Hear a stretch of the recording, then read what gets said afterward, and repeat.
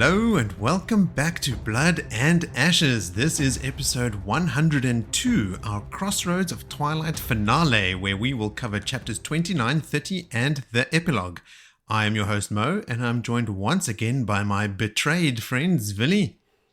Yes, I am deeply betrayed by this chapter selection I've been given.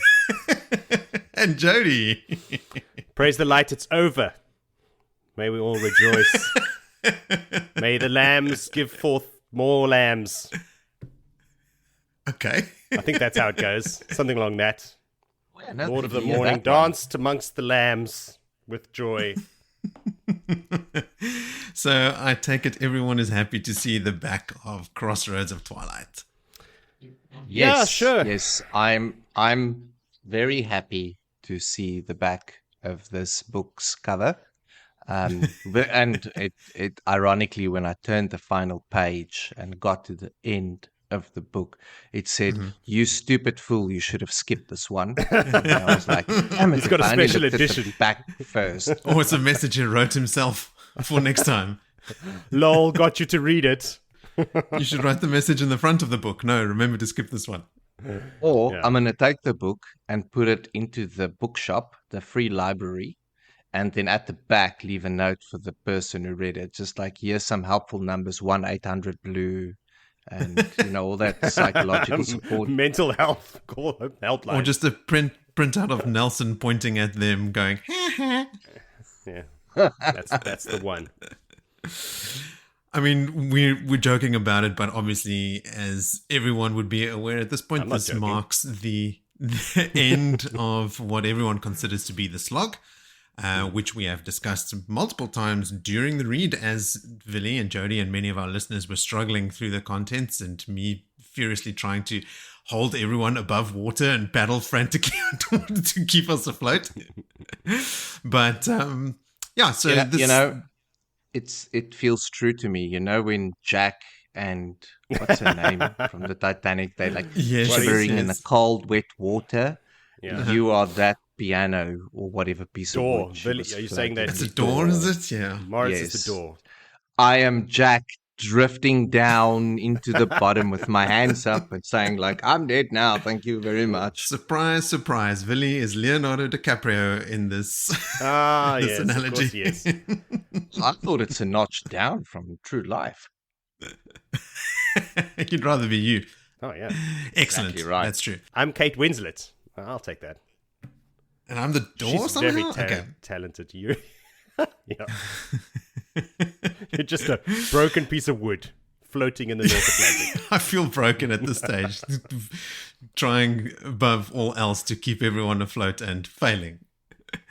But look, all jokes aside, we'll discuss these last couple chapters, and then at the end we will talk about the book as a whole, which obviously will invoke all kinds of opinions about the slog and how far it is. I've done some sort of high level analysis of what my own experience is, and so Willie, I think you said you are sort of nearing the end of your case that you've been building over the last couple of episodes, but you feel like you still want to do a bit of work on it. It's actually an ongoing I think concern. because one thing that I've been, and we'll touch on this, I'm waiting for a specific like big announcement to see if the tone changes, and it hasn't come in this book. But I will go into it, and then I don't know, someone will write something and then say, "Well, you're an idiot. Like, you should maybe stick to drinking cold beer and fishing." But let's go. Sounds like a plan. Okay. It does sound like a plan, but there's something that we have to do first before we enact that plan, and that is to take a look over our shoulder into everyone's favorite section called Callbacks.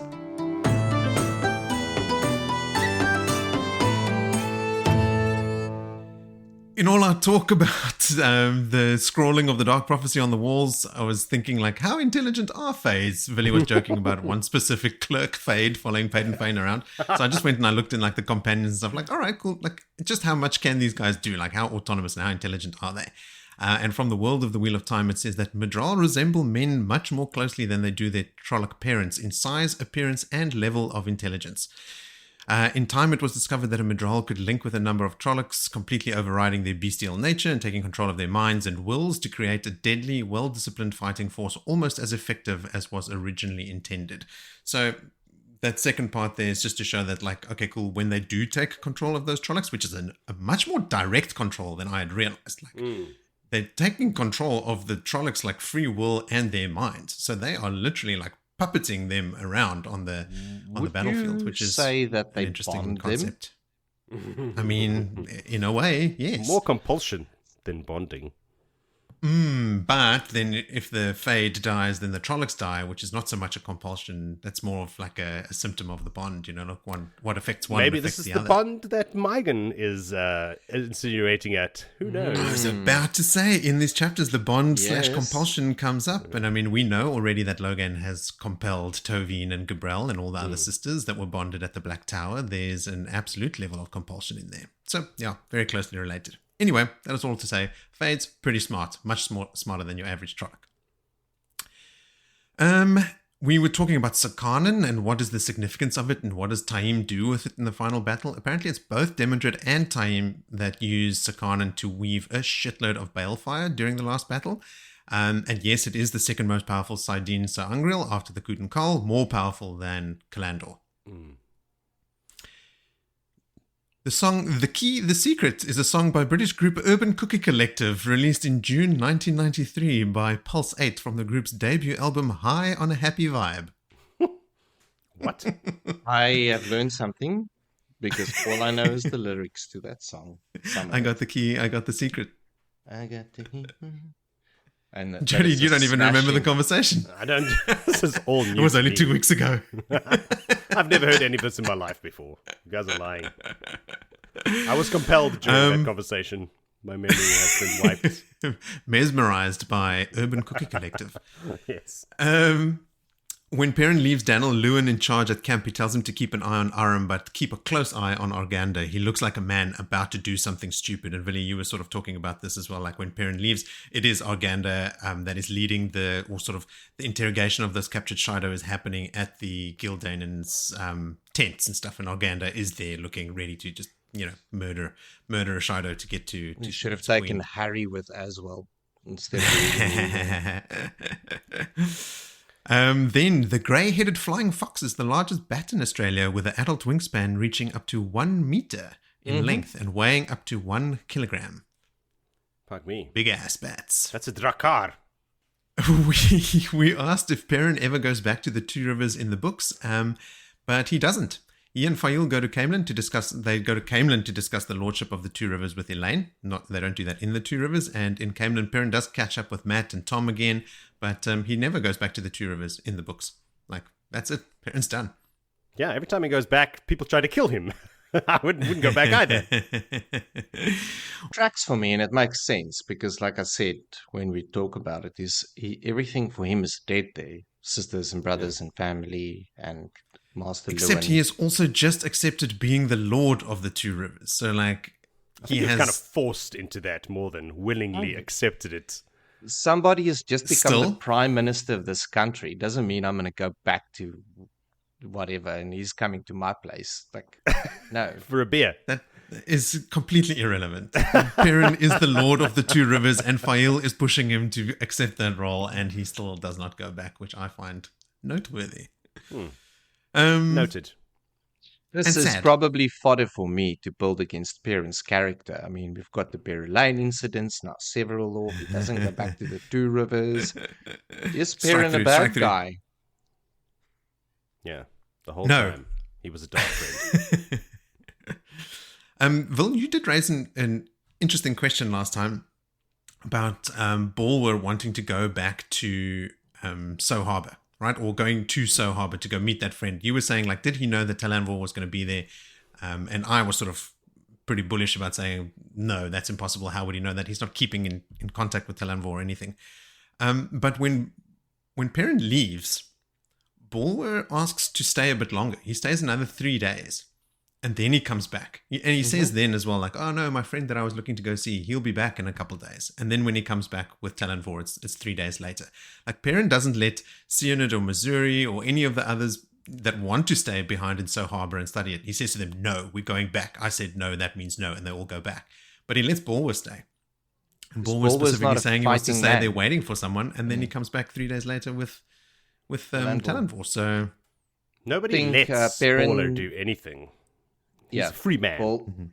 Bulwer does what Bulwer does. But also he's not a fighting man. He's not going to be an incredibly useful resource in the capturing and freeing in a battle sense.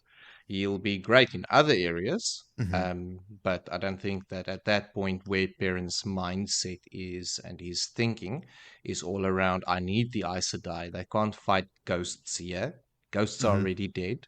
My wife is still alive, and I need you to come and date other people so that I can get my wife. Unalive them. Unalive some people. God, I hate YouTube. The Seanchan soldiers that are with Talonvor, or that Talonvor is with, I should say, are 15,000, mostly Tarrabonas, but they've got at least a dozen Damane. Perrin has what, like 2,000 men? 3,000, I think it was at most. Something like that. Jody, you look pensive. I think it's more, but I don't want to commit. He had less than 1,000. He had less than 1,000 winged guards. He had 500 wings guards. It was the guards a couple for that's with Argandon, which I think was like 1,000, and then a couple of hundred of Two River men, and then he's got Massima's horde. That doesn't really count. Well, does that count now? No. With Massima's horde, Massima has like what, 8,000? I think the number was. It was in the high, not 10, but pretty close, I think. Don't remember. Do you remember how many Shido there were? 0.2. Oh, 100,000. Yeah. That's all the Shido with like the Gaishane and the Wetlander Gaishane and all the non-spears. I mean, Sulin at one point has a guess at like how many spears would be with him, and she says well over 10,000. The big number, though, is 500 wise ones. All the Shido wise ones. Too many wise ones. Don't like that number. That's a lot of lightning bolts. They should fork root them. Yes. The 15,000 Seanchan, though, with Talonvor would make a significant difference to Perrin's chances. So, yeah, that is a pretty significant force that Perrin could potentially get access to. We asked which are the big Raken and which one are the small ones. The Raken are the smaller ones. Tow Raken are the bigger ones. I've made a mental note around this now. Tow. Okay. So if you're towing a caravan, the tow Raken has got a lot of people on mnemonic. It's a good one. Raken is the light one. Yeah, no, it's a good one.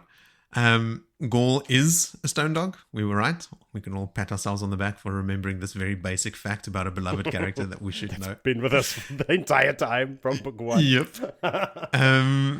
I had a note here that we really played down Perrin's torture as mostly psychological and not as bad as what Harry had done. But on a re-listen, I did remind myself that he has already chopped off a man's hand.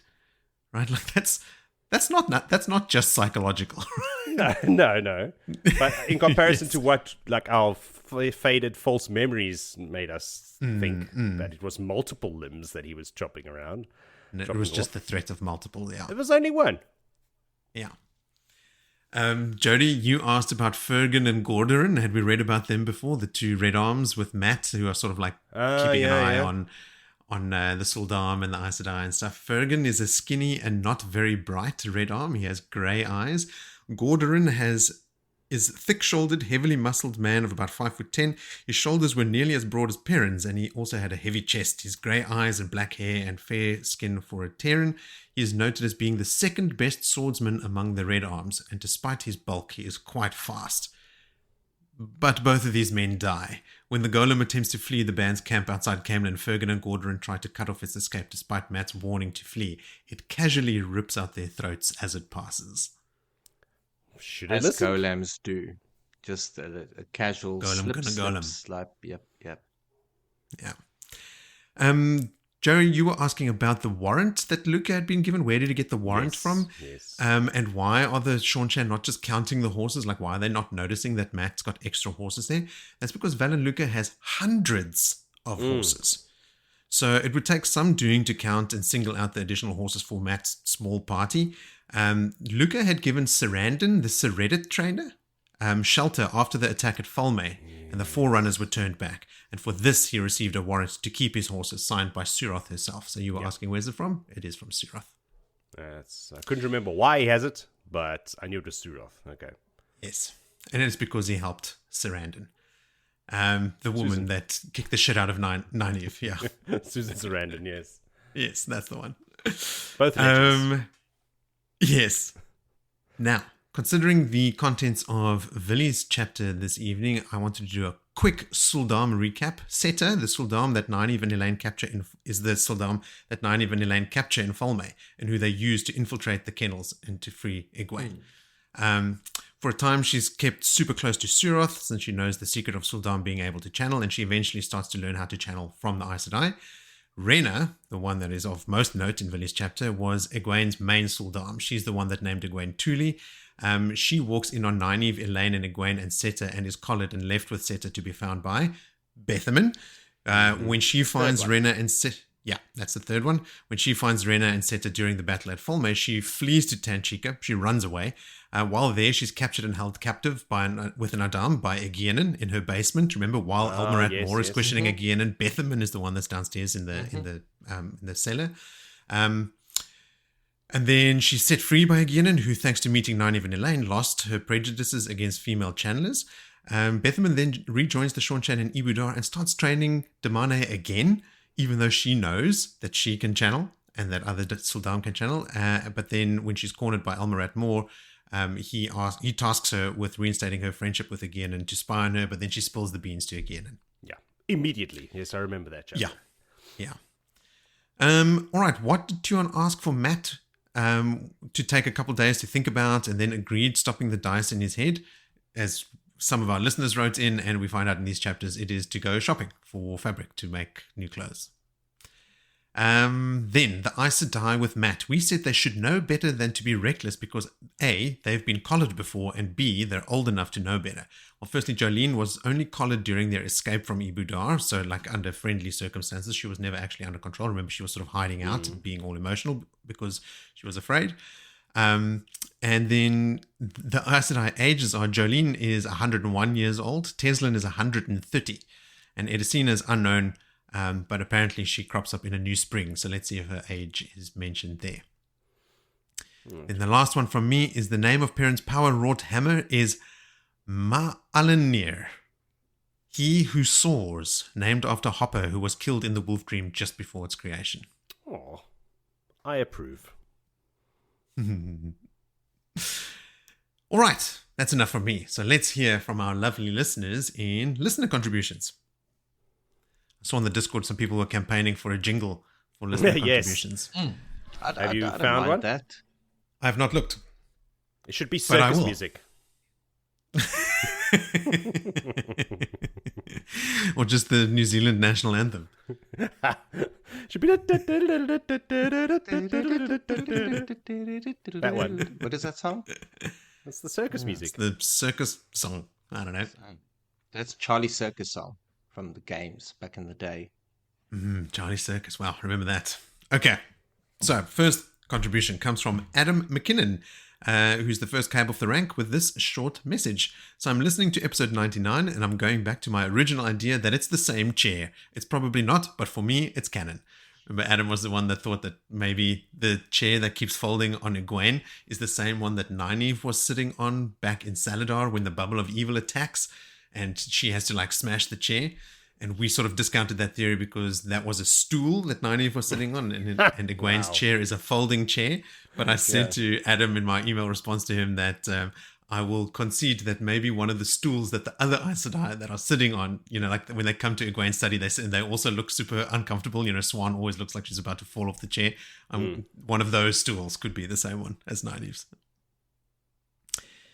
Then Lee Ray is still going strong with her catch-up and is up to episode 54 and 55, I think.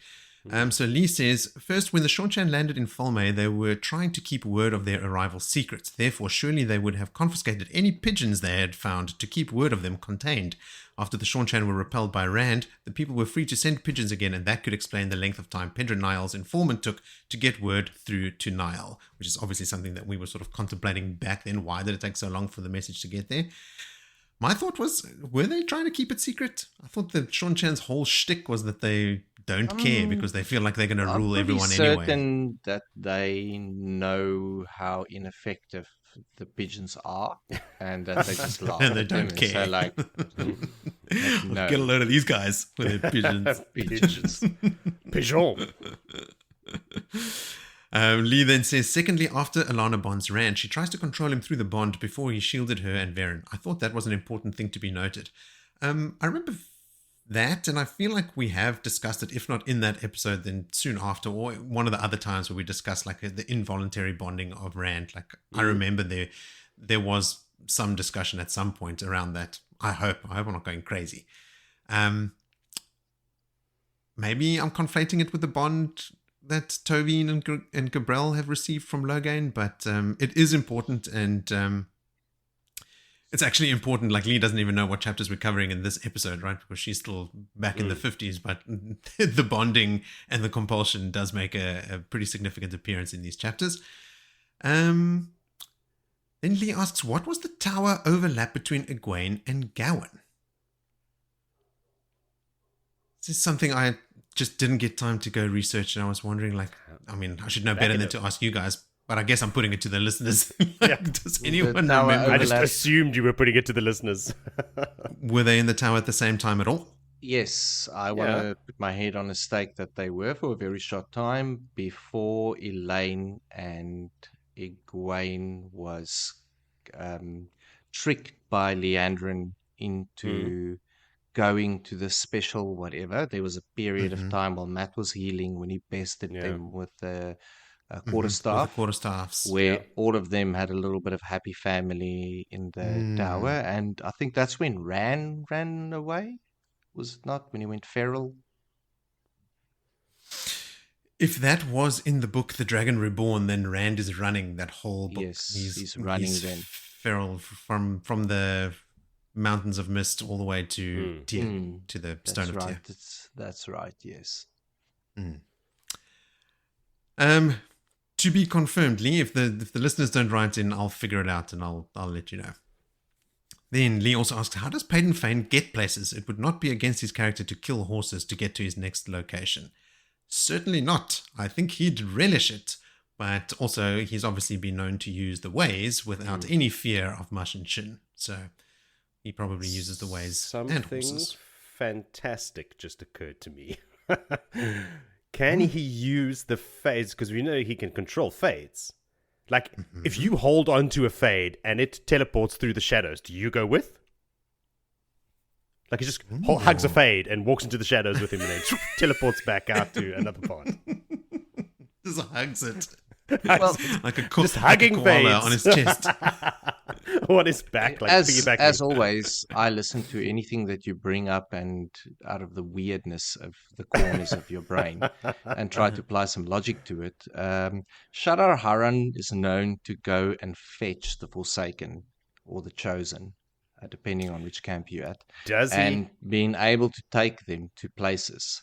So I would say being a super fade, that ability to come out of the shadows and be birthed out of the shadows, you could probably take something with you. Because they can take their swords and they can take, everything comes with them. That's what I was going to say. Like, Shadar Haran is an edge case, right? Like, he's different from other fates. I'm reluctant to use him as an example, but like Jody's saying, like, their clothes, right? Like, are just they don't pop out in their bodies. birthday suits every time. No, It's exactly. like look for a new Terminator, curtain. he can't take inanimate objects with him through the time portal, but he can take organic stuff. Like, that's why. Yeah, but it's maybe- time. This isn't time traveling. Yeah, okay, this is not just time. traveling. But I'm It's thinking that different. Shadar This is Haran, so different. of course, Shadar Haran is not traveling the normal way. I think he's opening little pocket, dimensions in Tel'aran'rhiod. That's how he's teleporting people around. I don't think he's going through the shadows, unless that's what Fades are doing. Are they entering Tel'aran'rhiod through the shadows? And then the shadow server belongs to them. They got the Shadow IP server. address to hop in there and hop out other places. So Is that the shadow cloud? shadow cloud. food for I thought. like that. Oh, In actual fact, that's what I'm going to call my cloud service if I ever need one. yeah. Shadow cloud. Well, it is aptly named. For you. Then we've got an old listener, Matt, who comes out of the woodwork to send us this nice message. He says, "Hi guys, just dropping a note that has less to do with the Wheel of Time and more to do with the wonderful hosts of the Blood and Ashes podcast. I'm currently reading the Malazan series, and there was a throwaway description of warriors bringing their horses around to a trot. So I instantly had an image in my mind of Willie describing the Children of the Light advancing at a trot in the Battle of Falme, all while the three of you chuckle at the ridiculousness of it all. I think in future, whenever I hear people referring to a horse trotting, it will be synonymous with the Blood and Ashes podcast." Excellent. Our job here is done. We approve. Stamp of approval. Matt continues. Yes, big stamp. Matt continues and he says, "As for the discovery of the podcast, in answer to Joe's informal questionnaire, I found the podcast through a Reddit post on one of the Wheel of Time subreddits. I had just finished reading the series for the first time at the ripe old age of early 40-something, and I was looking for answers. I considered just jumping in and doing a reread straight away, but couldn't bring myself to commit again. I picked up your podcast because I wanted to see what a spoiler cast involved. The concept sounded kind of cool. I was hooked from the first episode, and only partially because I'm a sucker for the South African accent." It is great. Yeah. Cool. Yes, what? Spoiler cast. Officially a thing. Yeah. I don't know. Is it Was a it thing? not? Like- I just assumed it was a thing. You said it. I assumed. I didn't know you coined I started the phrase. saying it. I don't know if I absorbed it from like someone else, if someone else has used it or not. But I don't know if it was like a portmanteau that I made myself, but probably not. But I'm glad that it worked because that's exactly what this is, right? Like it's a podcast about the books with full spoilers, and I'm stoked that it's panned out that the people that have been interacting with us are all super appreciative of that. That all the other podcasts where there's at least one non or first time reader or like no spoilers or anything, it's actually hard to listen to because you can't just talk openly about everything. So I'm glad that it's hitting the mark. Oh shit! As I opened my mouth, I forgot what I was going to say. Oh, Willie, yes, was that you? And you say you're always spreading the gospel in Reddit. In Reddit. Yeah, I lurk in Reddit quite actively, and I drop little tidbits in there every now and then. When I see someone say, "I need answers. Why is Rand doing this? This is my second reread." I'm like, "Hey, join the party. Come to the dark side. Listen over here." Cool. Matt continues with Halima's demise. First, I must admit that I have a terrible memory for the finer details in the books I've read, so I'd actually forgotten that Halima even died. I'm going to agree with Mo that Halima dies at Grandol's palace, but only because I'm easily swayed and Mo seemed so sure of it. My note is, watch out, Matt. I bring a lot of false bravado to the podcast. Beauty. Matt says, looking forward to episode 102 and all of your thoughts on the book as a whole. Keep up the classy work. Cheers, Matt. Thank you, Matt. Then, a long-time listener, Sam Dunstan, writes in again after a couple of years, I think it is. Hi, Moritz, just reaching out to say another hello. I saw you gents reached 100 episodes recently, which is an amazing milestone. Congratulations. There is so much in each episode. It's fantastic. You're still pouring so much into them. It's amazing. I've recently restarted listening again, continuing where I left off at the end of Dumai's Wells at around episode 70. Still loving the banter. My note, phew. After a bit of time in the fantasy wilderness, I've decided to commence a reread of the entire series too. I think this may have been sparked by finishing season 3 of the show, which had me regularly thinking, wait, did it happen that way? I don't know. Seems wrong. The answer is no. Yep. The default answer is no. I'm only 1/3 of the way through book 1, but I reckon I have such a better grasp of Rand land thanks to you three guys. Anyway, all the best and keep it up. I'll be listening. Sam from Brisbane. I'm Sam. loving that the old guys are coming back. So with some, Sam has Yeah. a better grasp of Randland. Well, that makes one of us, because I don't. Don't count me in that. I'm glad that my inane ramblings that I immediately forget after uttering them are helping people. Yes, that it's not for naught. All right. Marcus chips in with his thoughts on Crossroads of Twilight, saying, "Hey guys, first of all, congrats on your 100th episode. That is quite a feat, and unlike some other series, without even having a slog somewhere in between." Wow. Thanks, I Matt. felt we the did slog. do our best. There was a period of Not time bad. where I was like, I need a break. I was slogging a lot. But yeah, I'm glad it didn't show because I hit it well.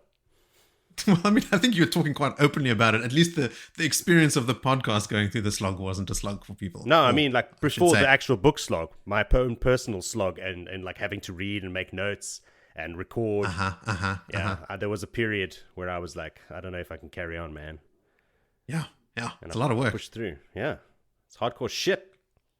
Well done, Jody. I would have Thank you. thrown in the towel a long time ago if I wasn't this stubborn.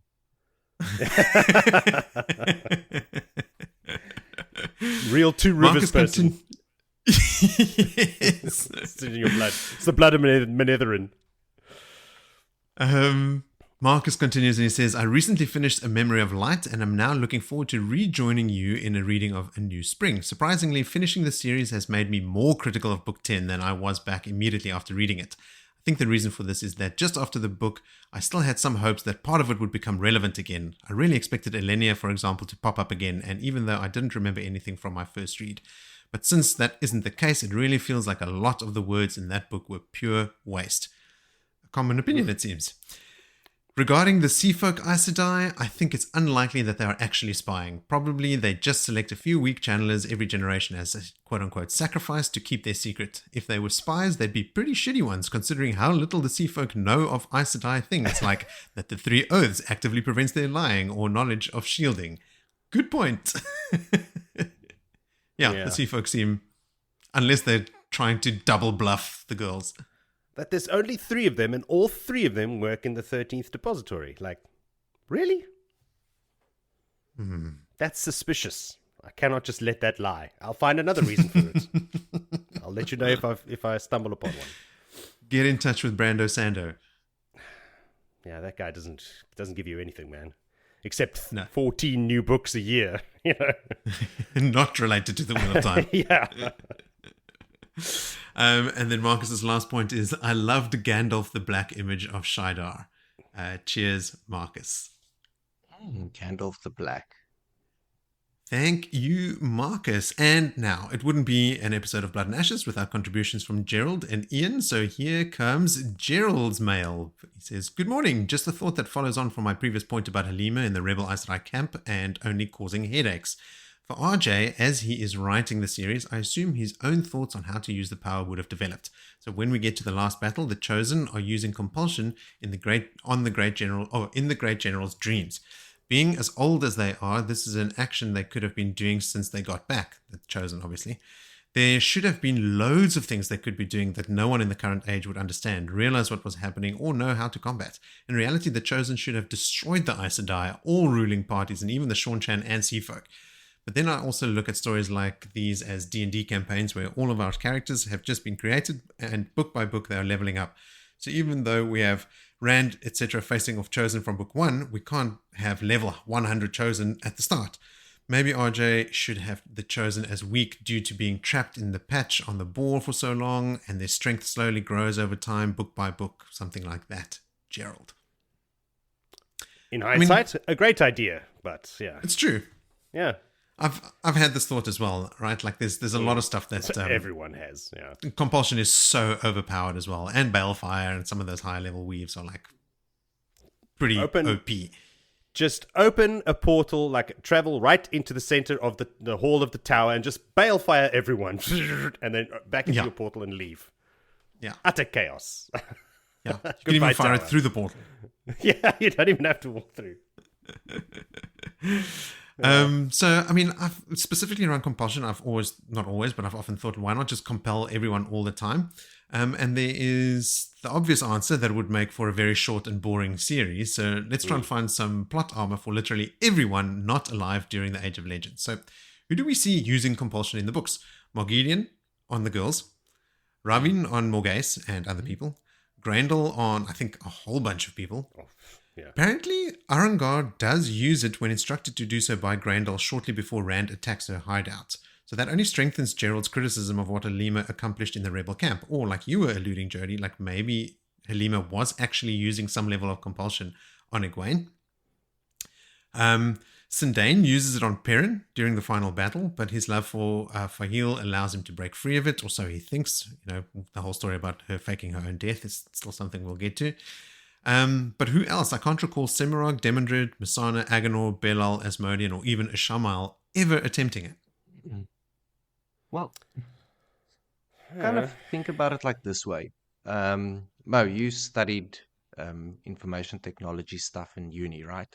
So you did some coding. Mm-hmm. How many years was that ago? Many 20, years ago. 30, 100 years or whatever.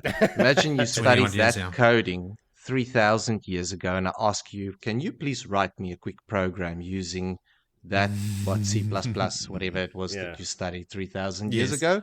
It's going to take some time.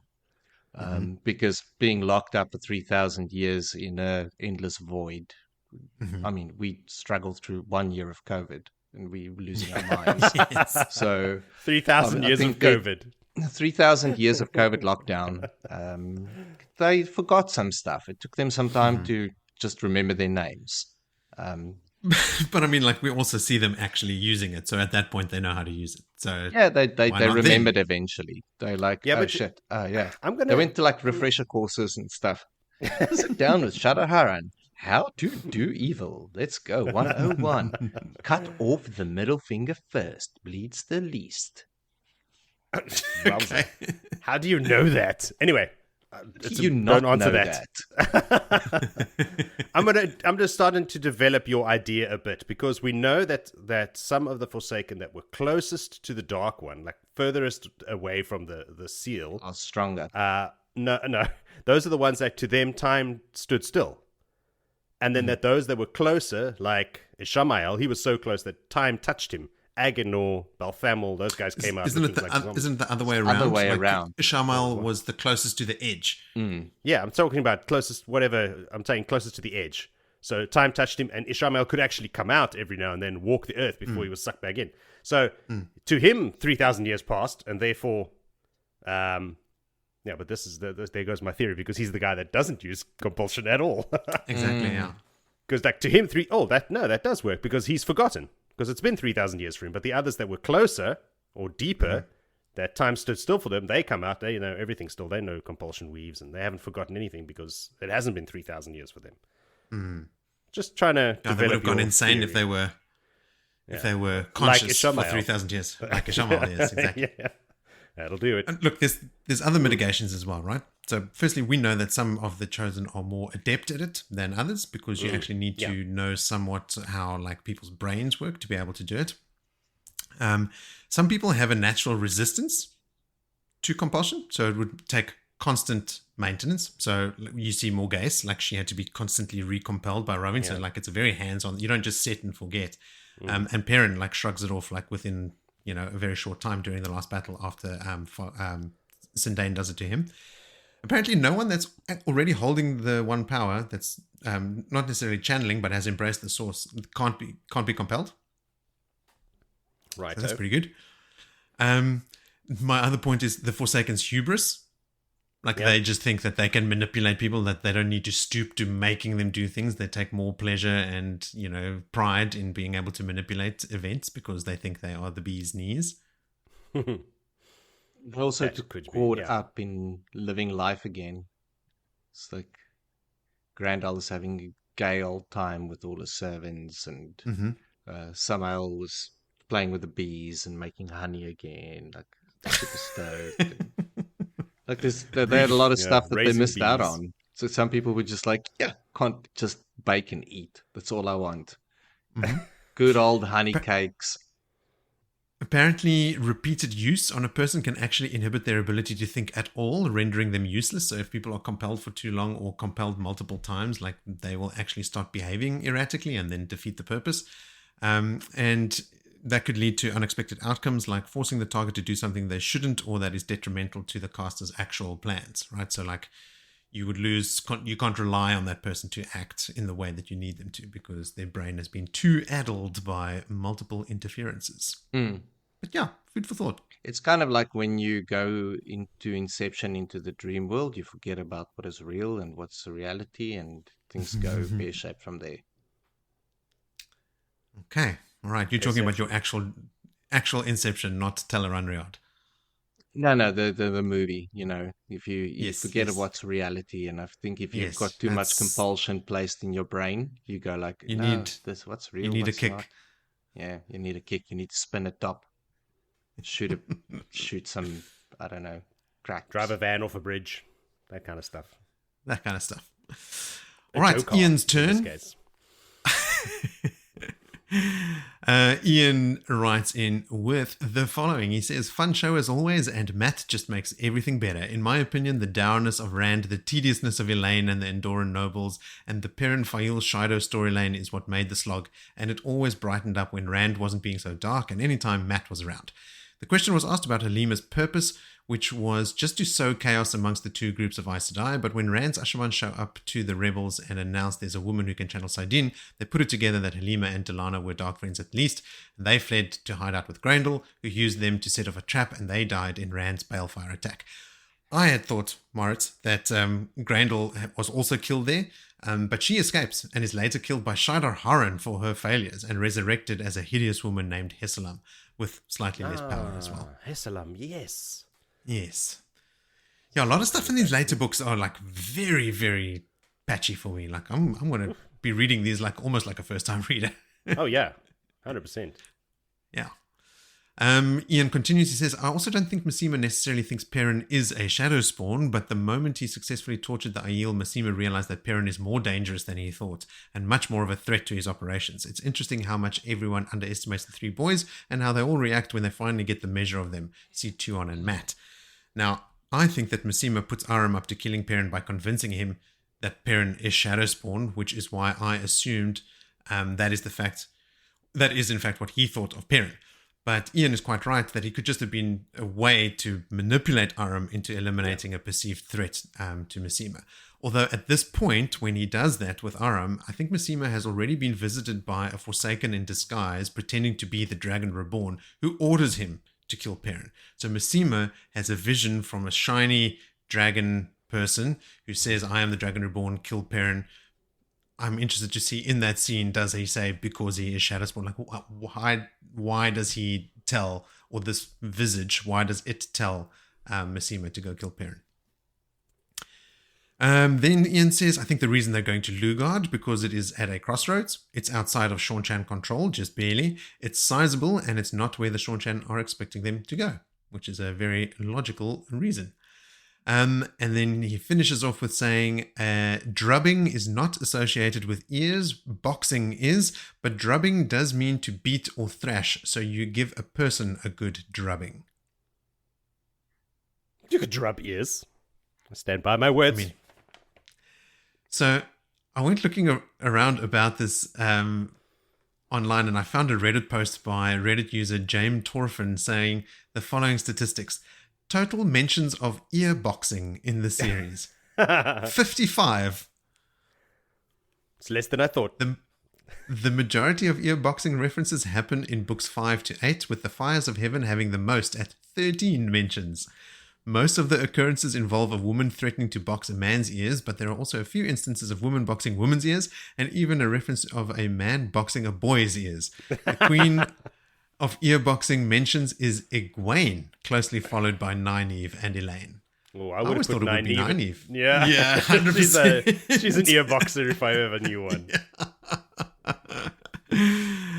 Thanks again, as always, Ian. And then lastly, we've got a voice note from a friend of the show, Kerry, and it goes something like this. Hey guys, Kerry here. Just wanted to say congratulations on your 100th episode. That's crazy. I remember when Moritz sent the pilot and said, give this a listen. Moritz, you always refer back to those early days being a mess, but I think it's always been amazing, and I've loved being on this journey with you guys. It's just great. It's just great. So thank you for all the hard work you put in. And hopefully I'll save a little call back, Mo. You're absolutely right about how Halima dies, her and Delana. I had a question for you, Jody. Sorry. I'd like to know what age your son started to read The Wheel of Time. I think is it Danny, your eldest? I think, I believe you've said that he has started reading The Wheel of Time, and my daughter is an avid reader, and I can't wait for her to read The Wheel of Time, but she's only 8, so I think I'll wait a little while, but I was just curious as to what age your eldest started. Anyway, thanks guys, keep up the good work. Thanks for that, Kez. Yes, we have now confirmed, triple, quadruple confirmed how Halima dies. That's great. I'm glad that my memory isn't as bad as I thought it was. Joe, you guessed that Romanda kills her, and Villy, you guessed that Lelaine kills her. So, yeah, way off. But those two are like they're everywhere. So, and then Joe, is Danny reading The Wheel of Time? Has he read it? Did he start it? No. I gave him the book and I took a photo of it because he was like reading the prologue to Eye of the World. And I was like, oh, sweet. And I took a photo and shared it somewhere. But that was years ago. He was way too young. And now he's obsessed with D&D and he doesn't have time for reading. So, no, he hasn't. He read the prologue 5 years ago. And now he's 16. He's just turned 16, right? Just turned 16, yeah. I think this is the perfect age. So do I, but encourage him. He's also a stubborn teenager, so anything his dad suggests, he will go, no. I didn't suggest D&D.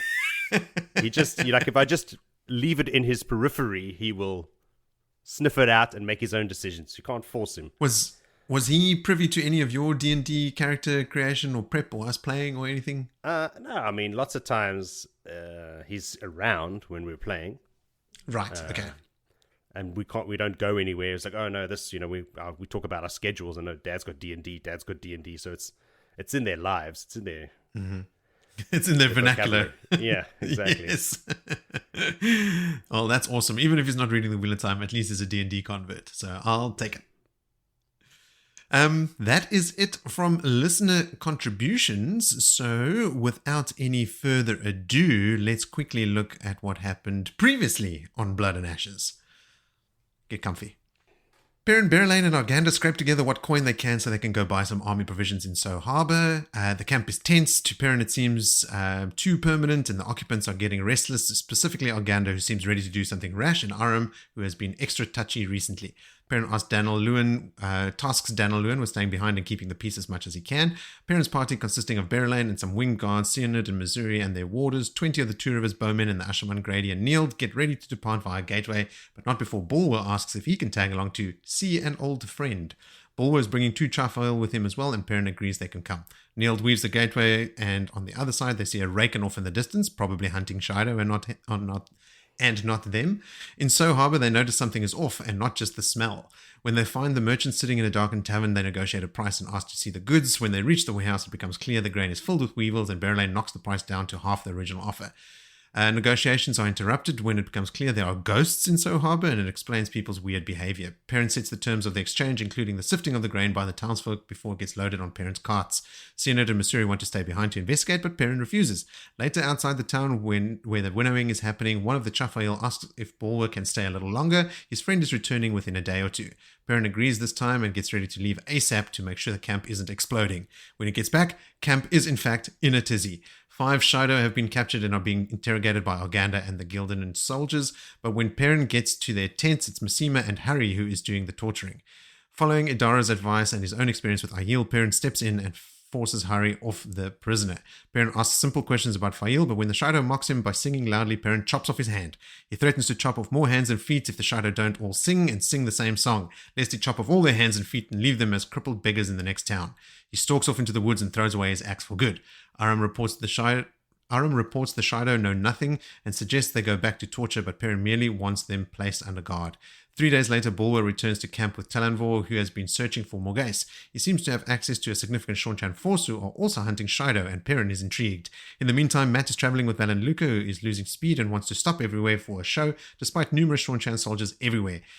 He has his hands full managing the Aes Sedai and sul'dam, who seem to be doing their best to get caught by the Seanchan patrols, and Matt orders them all to stay in their wagons. At the same time, he sets Noel to watching Thera, since she is likely to spill all the beans if questioned by a Seanchan. He then convinces Egwene to accompany him to Tuon's wagon, and he tries to impress Tuon by giving her an expensive necklace, but his ploy backfires and poor Egwene gets strips torn off her in the process and is given a new name by Tuon, Leilwyn Shipless. Leilwyn is sent off mortified. So Matt changes tactics and starts a series of games of stones with Tuon. He starts bringing simpler gifts of paper and cloth flowers and gives them to Selucia instead of Tuon. Eventually, Matt brings a cluster of rosebuds and gives them to Tuon this time, merely placing them beside the stones board. Tuon asks to go for a walk, and Matt offers to accompany her so she doesn't run away. A couple days later, Egwene tells Matt about how he's initiated the Seanchan wedding ceremony by declaring Tuon as his wife, and he knows he's committed. When they reach a town with a considerable garrison of Seanchan, Matt expects Tuon to call for help, but she keeps her word and remains hidden. Later, she asks Matt for something we are not privy to, and after considering his answer for a couple days, he agrees to her request. She smiles, and the dice stop tumbling. And that brings us to today's first chapter. Chapter 29, called Something Flickers. Vil, what flickers? Hold up. You sure I'm not doing 27? Shopping chapter? Oh, wait, that was last week. We're doing different shopping chapter this week. Going shopping again. And again, I'm taking you through the intricacies of going shopping. Anyway, something Please explain flickers. the reams of or the rolls. What does silk come in? Reams? I think silk comes in packets of like a packet of silk. They come Plastic in worms. packets. They come out of worms, I know that. But anyway, we're in the point of view of Matt, not Perrin, one of the other boys, but he's going through the same torture. He's got to take girls shopping. Differences, this time Matt is getting all jeweled up. Remember last time the girls were getting jeweled up? Now Matt's getting jeweled up. He's wearing his feast day bests and silk and lace and all the rest. But he's taking Tuon shopping. Pale Doman, this do be madness. He thinks it's a terrible idea at the first chance that she has. She's going to bolt, but no, it's going That's it. through. Bolts. Bolts of. Isn't it bolts Nice. of Cloth. Bolts cloth, of that's silk. it. Yeah. You know. Anyway, right, covered all of that. Egwene tells Matt that he's being silly if he thinks that she's going to marry him. And this is all still new to Matt, but anyway, my answer to that as well, a prophecy is a prophecy, so he got the words, so he's got to put in the hours now. We get a big reminder then who Tuon is, for those that have forgotten during the reading of this book. Yes, there's a big reminder there. Note, Matt gets a taste of real life. Taking women shopping is a tedious task. It's first you got to wait for them to ready themselves. This takes time. And then when you tell them, have you been done? Then they tell, we've been waiting for you. And then that's kind of like when the first argument starts. Then you get in the car and then the next argument's going to start. Poor old Matt. Billy does not speak for the whole podcast. Yeah. I'm laughing my ass off, but I say nothing. That's quiet, man. Anyway, the dice is rattling in Matt's head. They are going shopping, and there must be a reason. The road to the town is basically just a connecting road between the site where Valen Lucas put up his raving menagerie, and currently the road is quite empty, which makes Matt quite nervous, and he's constantly touching the medallion, hoping to feel that it's not cold, which it is not. Anyway, Tuon is excited for new dresses, and finally they reach the gates. That's got some pretty mediocre gate guards. No Seanchan in the employ of this town's people at this point in time, but they do learn that the townsfolk and the merchants, which is this town is all about salt. They pretty much rolled over when the Seanchan came knocking and just said, whatever you need, how much taxes do you want of our salt? Let's just carry on with our business as usual. And it was accepted so, and they all said the oaths.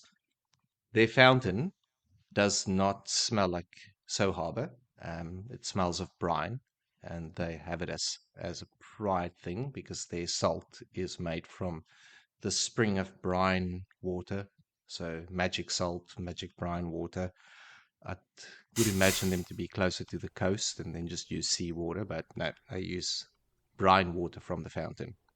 It's funny that there's the town is also that Perrin's going to invade is called Malden, like the sea salt brand. You guys use Malden salt? No. Nope. That's just Never you, mind. Jody. Famous flaky salt? Maybe Nope. it's because it's vegan. All salt is vegan. But yes, No. continue. My Salt. salt comes from the Himalayas. My Yes. salt comes off the back of mammals that sweated in the warm sun. You just lick mammals as they walk past. No, we scrape it off and then like dry it out. What are you, like a salt novice? I can give you a lesson of salt in a little while. Just sit back.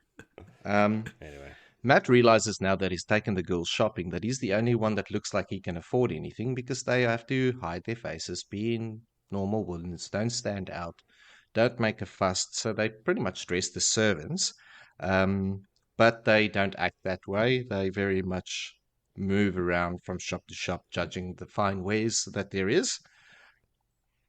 Luckily, Matt is a fat person that fixes everything. So, as Matt walks, he sees Aludra. You remember Aludra? No. She's busy haggling and striking a deal with a salt merchant. She's buying salt, and the salt merchant seems very stoked about that. Jody, I hear you ask, why is she buying salt? I did not ask Funny that, you but should ask sure. that, Jody. There you go. Salt, For me. potassium nitrate. It acts as an oxidizer, science, that helps the combustion of gunpowder. And if you're That's making... I thought saltpeter, isn't it? Yeah, potassium nitrate is saltpeter. Yeah, but It's not salt salt. is sodium chloride. Yes. No, well, if saltpeter, salt, same. There's lots of not. kinds of salts, yes. Yes. Okay. Okay, fine. Take my lesson. Not table and salt. Sift out the good bits. I went down to the exact same route as you. Maybe I also the thought, salt that these people are selling is not table salt. Maybe that's their specialities, that they have all different kinds of salts. Maybe. and Like nitrates. saltpeter. Like nitrates, nitrites. Oh, now you They got it touching all. something. You got it all. Jody, I take that back. You know enough about salt science, and I will not school you further Faked today. my way through that Yep. successfully. Right. Matt sees Tom in town, and Tom is kicking back, reading that folded up old letter still. And he can't seem to think why would he still be reading this dead woman's letter. So we are reminded Moraine has disappeared and gave Tom a letter. No mention of what seal color is on that letter. This is the point where Matt realizes that he's lost Tuon in the crowd.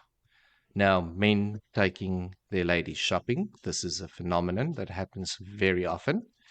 Best employ a strong whistle and make sure that everyone knows the same whistle and you can find each other easily, or just send a text and say, I'm at the sports bar. They'll find you quickly then and take you away from the sports bar. Matt, dice rattling, and he must trust his luck at this moment. He needs to find the girls, so he decides to spin around in the street with his eyes closed and take a step.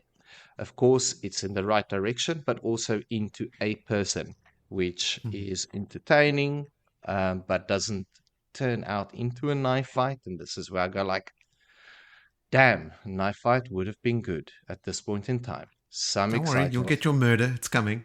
It's murder. One arrow, two. Not a knife fight. Let's move on. Anyway, he finds them in the shop, and he realizes that the shopkeep is already annoyed at them not answering what they're doing there, because now they just appear to be thieves or scoundrels. And Matt solves the problem by chucking a fat purse of gold to the shopkeep, and frowns turns to smiles, and shopping is happening. They are buying silks and linens and wools and all fine things. I suppose there's probably some, what's the thing that comes by the neck? Lace? Lace, all those good things.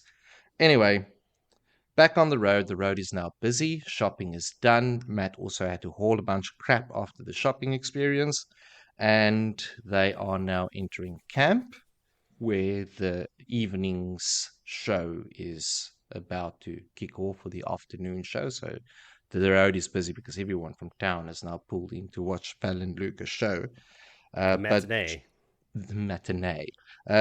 Julian finds Matt, and there is trouble. Excitement is a brew. Egwene, or Lilwell Shipless, is injured. Injured is a bit of an understatement. She's stabbed in the back or in the chest. I can't remember because it's elaborate. All we know is her heart was nearly touched by a blade, but it was not. Here's your knife. Here's your stabbing.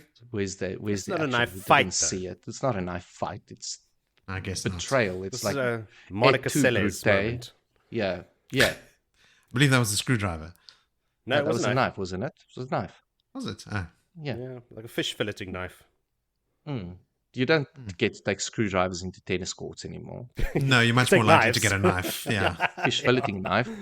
I'm You just know. going to fillet the fish. Hey, Yes, man, okay, it's pass. just my It's going herring to fillet and my Monica knife. Seles. I mean, a fish. At Wimbledon. Was it at Wimbledon? I believe so. Yes, Or it was you the threw French me out Open. my thinking off to real knife action now. And I actually just saw like a YouTube short about this yesterday. It popped up. No ways. Wow, that Yeah. must be 30 years ago now, if not Yeah, more. I was like, holy shit, I remember. I was watching that game when it happened because I used to be big into tennis. Ooh, tangent. Carry on. Let's go. What's Here we up, go. Billy? Anyway, Matt runs down to the narrow laneway, I suppose you call it, between things where his green little caravan Alley. is parked. And Domond is sitting with Egwene in his lap, and the blood is running from her mouth, and it's all bad. And Valen Luca is freaking out because he's got to put on a show, and that's all that matters to him. doesn't give a not that shit about there's her. some Yeah. no, show is everything. In the bleeding all words of over my show show. business people, the show must go on. It doesn't Yeah. matter. The dice is now clanging in his head like a headache on a Saturday morning for a young man. Matt sends for an Aes Sedai, and it doesn't take long for Teslin to arrive and do some healing, and in that time, Domond enlightens them to the fact that it was Rena. Now, I don't need to introduce or remind you who Rena is, because Moritz did so well covering half of my chapter for me. That was the exciting bit on the backstory. All that research he did for nothing. For nothing. I can just scrap this page. Anyway, Egwene, gripped by the head, shakes and rattles and sits up, and she is healed. Luckily, the knife, as I mentioned, hit a rip and missed her heart, and there's no more worries now, except they need to get Rena captured really, really quickly, because she's decided, and Egwene explains this quickly, she thought if she could end her, she's the only one that knows, and Matt asks knows what, and the whole story comes out that sul'dam can channel, and that's how they know, and that's how this whole thing comes out. And Matt puts one and one together. It's like Tuon trains Damane. Tuon can channel. Either way, Tuon hears all of this, and she doesn't look too stoked. I'm surprised she doesn't vomit on the spot, considering the facts. But anyway, Vannon has been already on her trail, we learn. So they grab a couple of horses. Don't race through the crowd, because that will raise questions. So clear out as quickly as we can. And when we get on the horses, we are riding these horses into the ground. Matt is on pips, of course. They've caught up to Vanham now. That says, look, she's probably going to ride the horse to death. Let's just pursue in the normal way. And as we know, with a skillful horseman like Vannon and Matt, you do it the right way. You walk the horses for a mile, you trot the horses for a while, then you canter the horses for a mile, and then you gallop them for a mile, and then you go back in reverse order until you catch up to your quarry.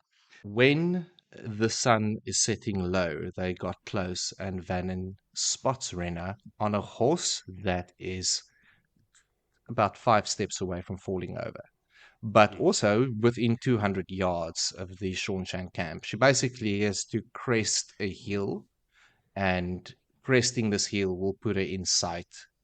And Matt does not hesitate. At that point, one of the Red Arms has already drawn a longbow.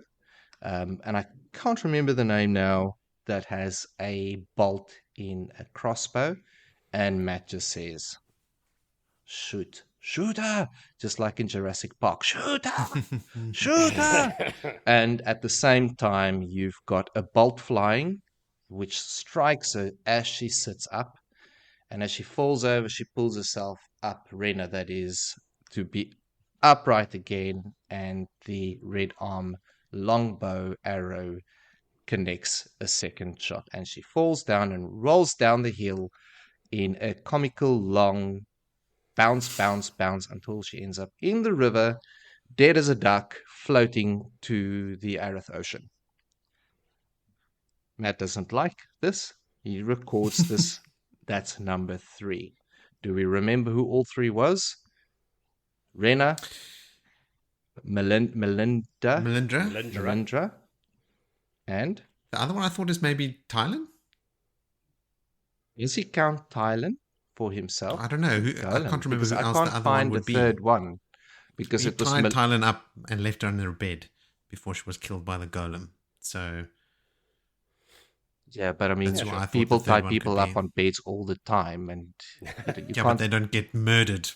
A golem, yes, but sometimes they or anyone choke on little balls in their mouths and stuff. Then who else will? I don't know. Who else can it be? I don't know. It must be Thailand. I'm asking the question. So I think it's Thailand. Sure, Thailand. Let's go with it. Listeners, correct me.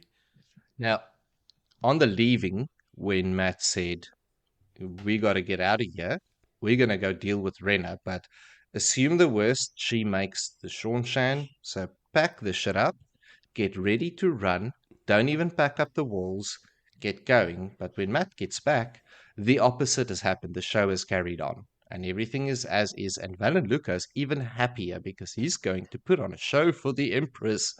Bless her name, long may she live. All the rest, because Tuon has now given him a letter that their whole circus is under the protection, but very, very clearly stated that Toy is not on that letter. He is excluded from her protection. And Matt rolls his eyes, and that's the end of the chapter. Wait, Tuon is wearing the flowers that he had, the little rosebuds is now on a new dress. He did not make them himself. There was a seamstress with the show that was making them. Yeah. He got it for her. He gave it to her skillfully through the Stones games on the last bit there. Anyway, and that is what happens when you take a woman shopping. You'll encounter random stabbings. Someone gets stabbed. Someone gets shot in the back with arrows. You know. Yeah. It's malls. Good riddance. Blood soaked. Really, I did not like Renna at all. So no. This is a good outcome for me. Good riddance. Jody, did you have anything you wanted to add about that one? I did want to add something that I thought was very important that Willie glossed over, is the fact that everyone was gathered around the stabbed Egwene and saw the healing, because they weren't supposed to know Aes Sedai were with them. And now the cat's out of the bag. All the show people are like, oh shit, she's an Aes Sedai.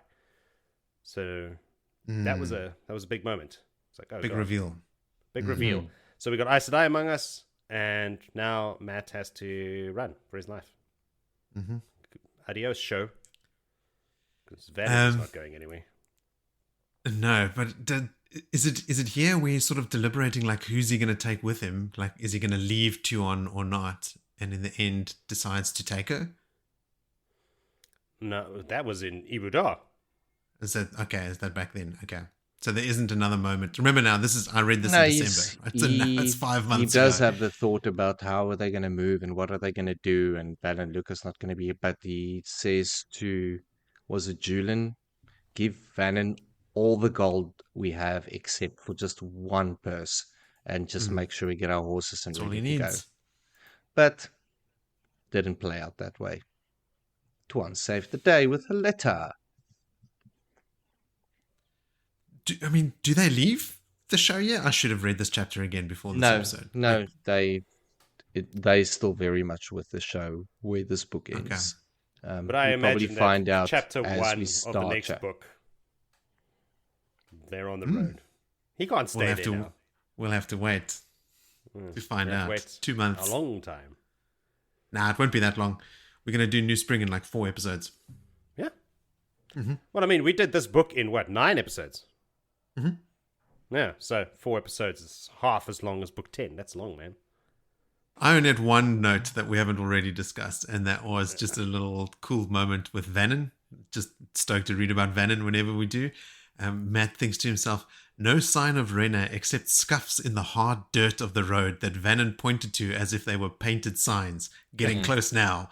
If you say so, buddy. Just little scuffs in the hard dirt. Vannon's like, yeah, no, we're close. We're gonna okay. From horseback as well, right? Like he's riding. What I'm not upset about, because a bunch of them set off after Rena, including Alva, and it clearly says like Alva, but then you never read anything again about Alva in this section. Like he was like on it, part of really it. Would Matt allow Alva to? No, chase before Rena Matt down gets there. So when he gets the story, a bunch of them set off after, but you only then hear about Vannon in the chase leading up to it, and you don't hear about any of the rest of them. I would imagine Vannon would have sent him back as soon as he saw him. He was like, hey, man, I got this. Yeah, you're just going to get in the way. Okay, well, that concludes the Matt arc for this book. So let's get to our final chapter for this episode. Well, full chapter, I should say. There's a little mini epilogue that I'll cover later, but for the time being, we'll cover chapter 30 called What the Oath Rod Can Do. What can the Oath Rod do, Jody? It holds people to oaths. End of book. Moritz, discuss. Well-named Rod. Rod and Todd. Where are we? Chapter 30, you say? That's the one. Yeah, so we wake up with Egwene. Noises of camp hustle and bustle drifting through her canvas tent walls.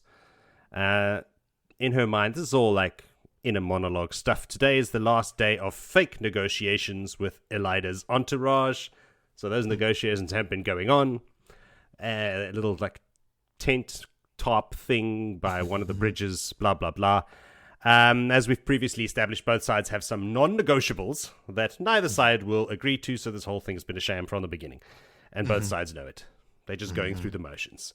So later they can say, look, see, we tried. Yeah, politics. Chessa has brought Egwene's breakfast of weevils and oats, and she's working through it like a champ. Halima is not there, noteworthy. She left early. I wonder why. I imagine it's to do murder. But her breakfast of weevils is interrupted by Nassau barging in, surrounded by the glow, and giving Chessa a kind of get the fuck out of here look, which Chessa interprets quickly, looks over to her real boss, who nods, and then she leaves.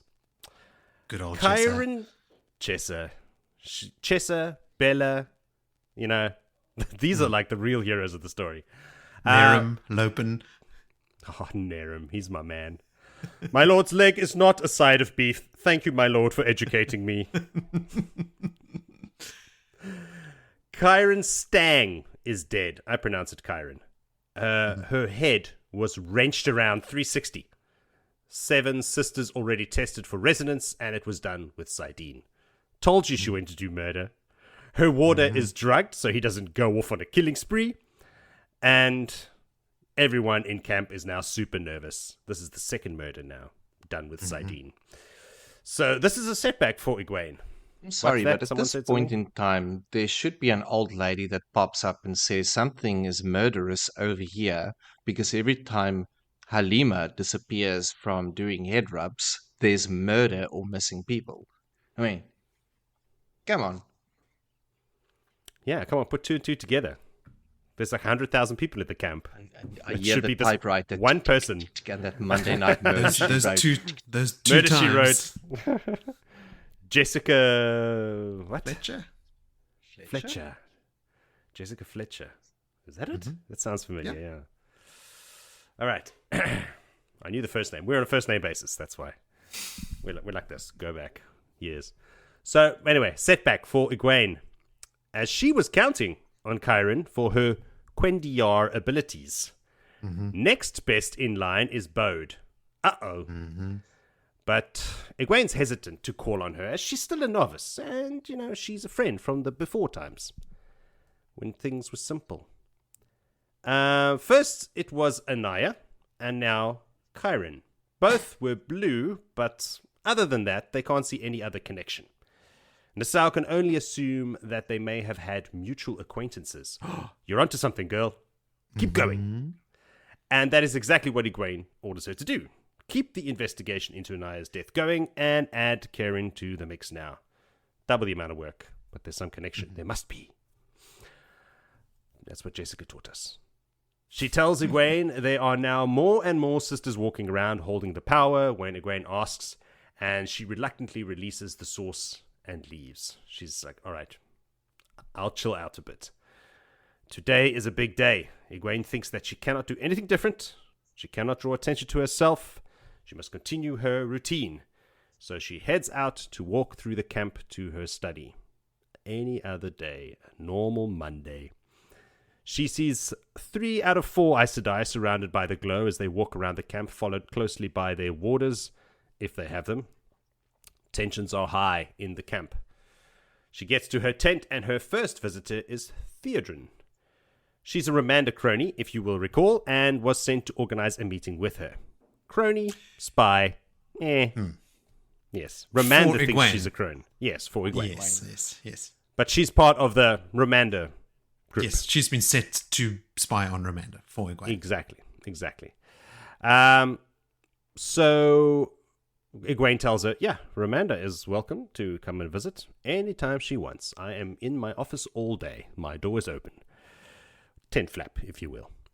As she's about to leave, one of Lelane's cronies pops in, a novice called Emara, and she brushes past Theodrin very rudely, giving her a scornful grin when she notices Theodrin's grey shawl and ignoring her completely before curtsying to Egwene.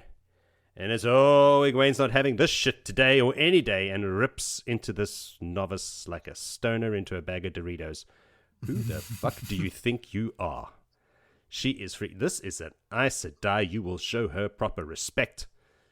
This poor girl is, poor girl. Fuck her. She's freaked out and gives an even deeper curtsy to Theodrin, who then just nods abashedly and leaves. Emara is here to ask if Lelane can see Egwene today, and she gets the same reply as Theodrin, but a much more curt and less friendly version, and falls over herself to get out of there. I wrote, run, bitch. Off she goes. Egwene looks at the table to find a sneaky note that Theodrin had deposited there when she bent over to kiss her ring when entering. A report from her little spy. Remanda has sent 2 sisters to travel to Cairhien to investigate something that the Yellow Sisters are all abuzz about. But Theodrin doesn't know what.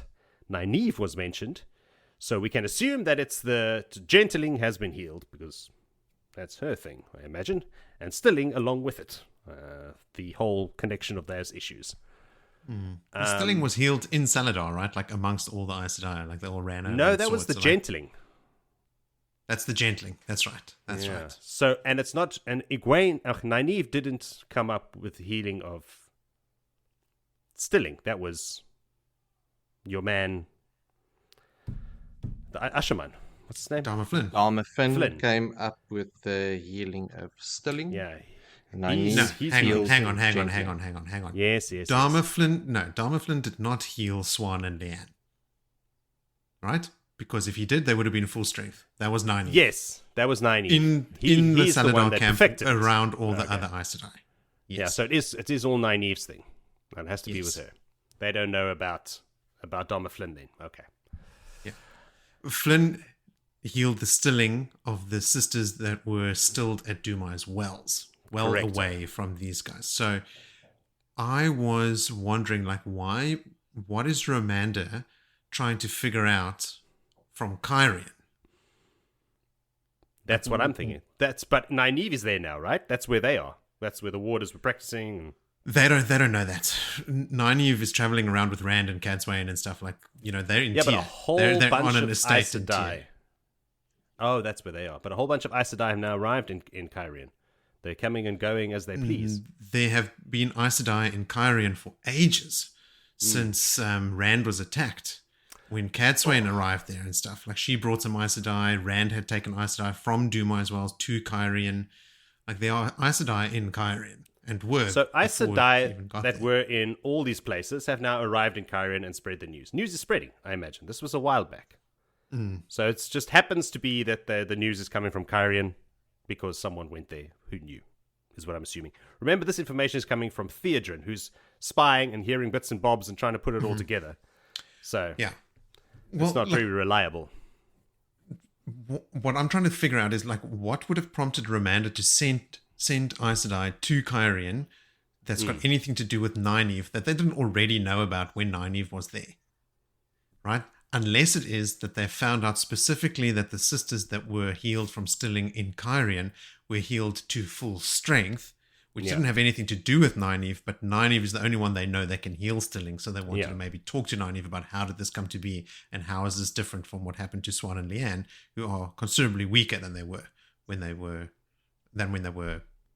not stilled. Yeah, because Swan and Leanne are walking around and have been walking around them for ages, so they know about that. So it must be that the full healing, because that's this is prompted by all the yellows going bananas in camp after hearing this information. So it's the yellow network. You think it's something to do with healing? Yeah. The yellow network has heard about it, and Romanda is yellow. Yellow, I think so. Yeah, Lelaine is blue. Romanda's yellow. That's right. So anyway, it's about the healing of stilling. That's the gist of it. How and why and when. I am. I'm convinced. Okay. That's all that matters. Just trust me, bro. But then again, just to show how unreliable this information is, because where it's coming from, it is coming from Theodrin, who fucking signed the note, the spy note, put her name at the bottom of it. So, yeah, take it with a grain of salt, what she's saying. Swan has snuck in while Egwene was reading this note and gives her such a fright she almost falls off her already unstable chair. She hands her the note to read. She's like, yeah, read this. And then she weaves a ward, because she forgot to do that. And then asks Swan if she knows anything about Kyrian, which of course she does. Swan knows everything. Before it even happens, she knew. And then thinks that maybe she shouldn't be weaving wards and drawing attention to herself today. Her mind's all over the place. She's all on edge. Today's a big day. Swan, though, is as cool as a cucumber. Just another day for her. She's seen some shit in her time.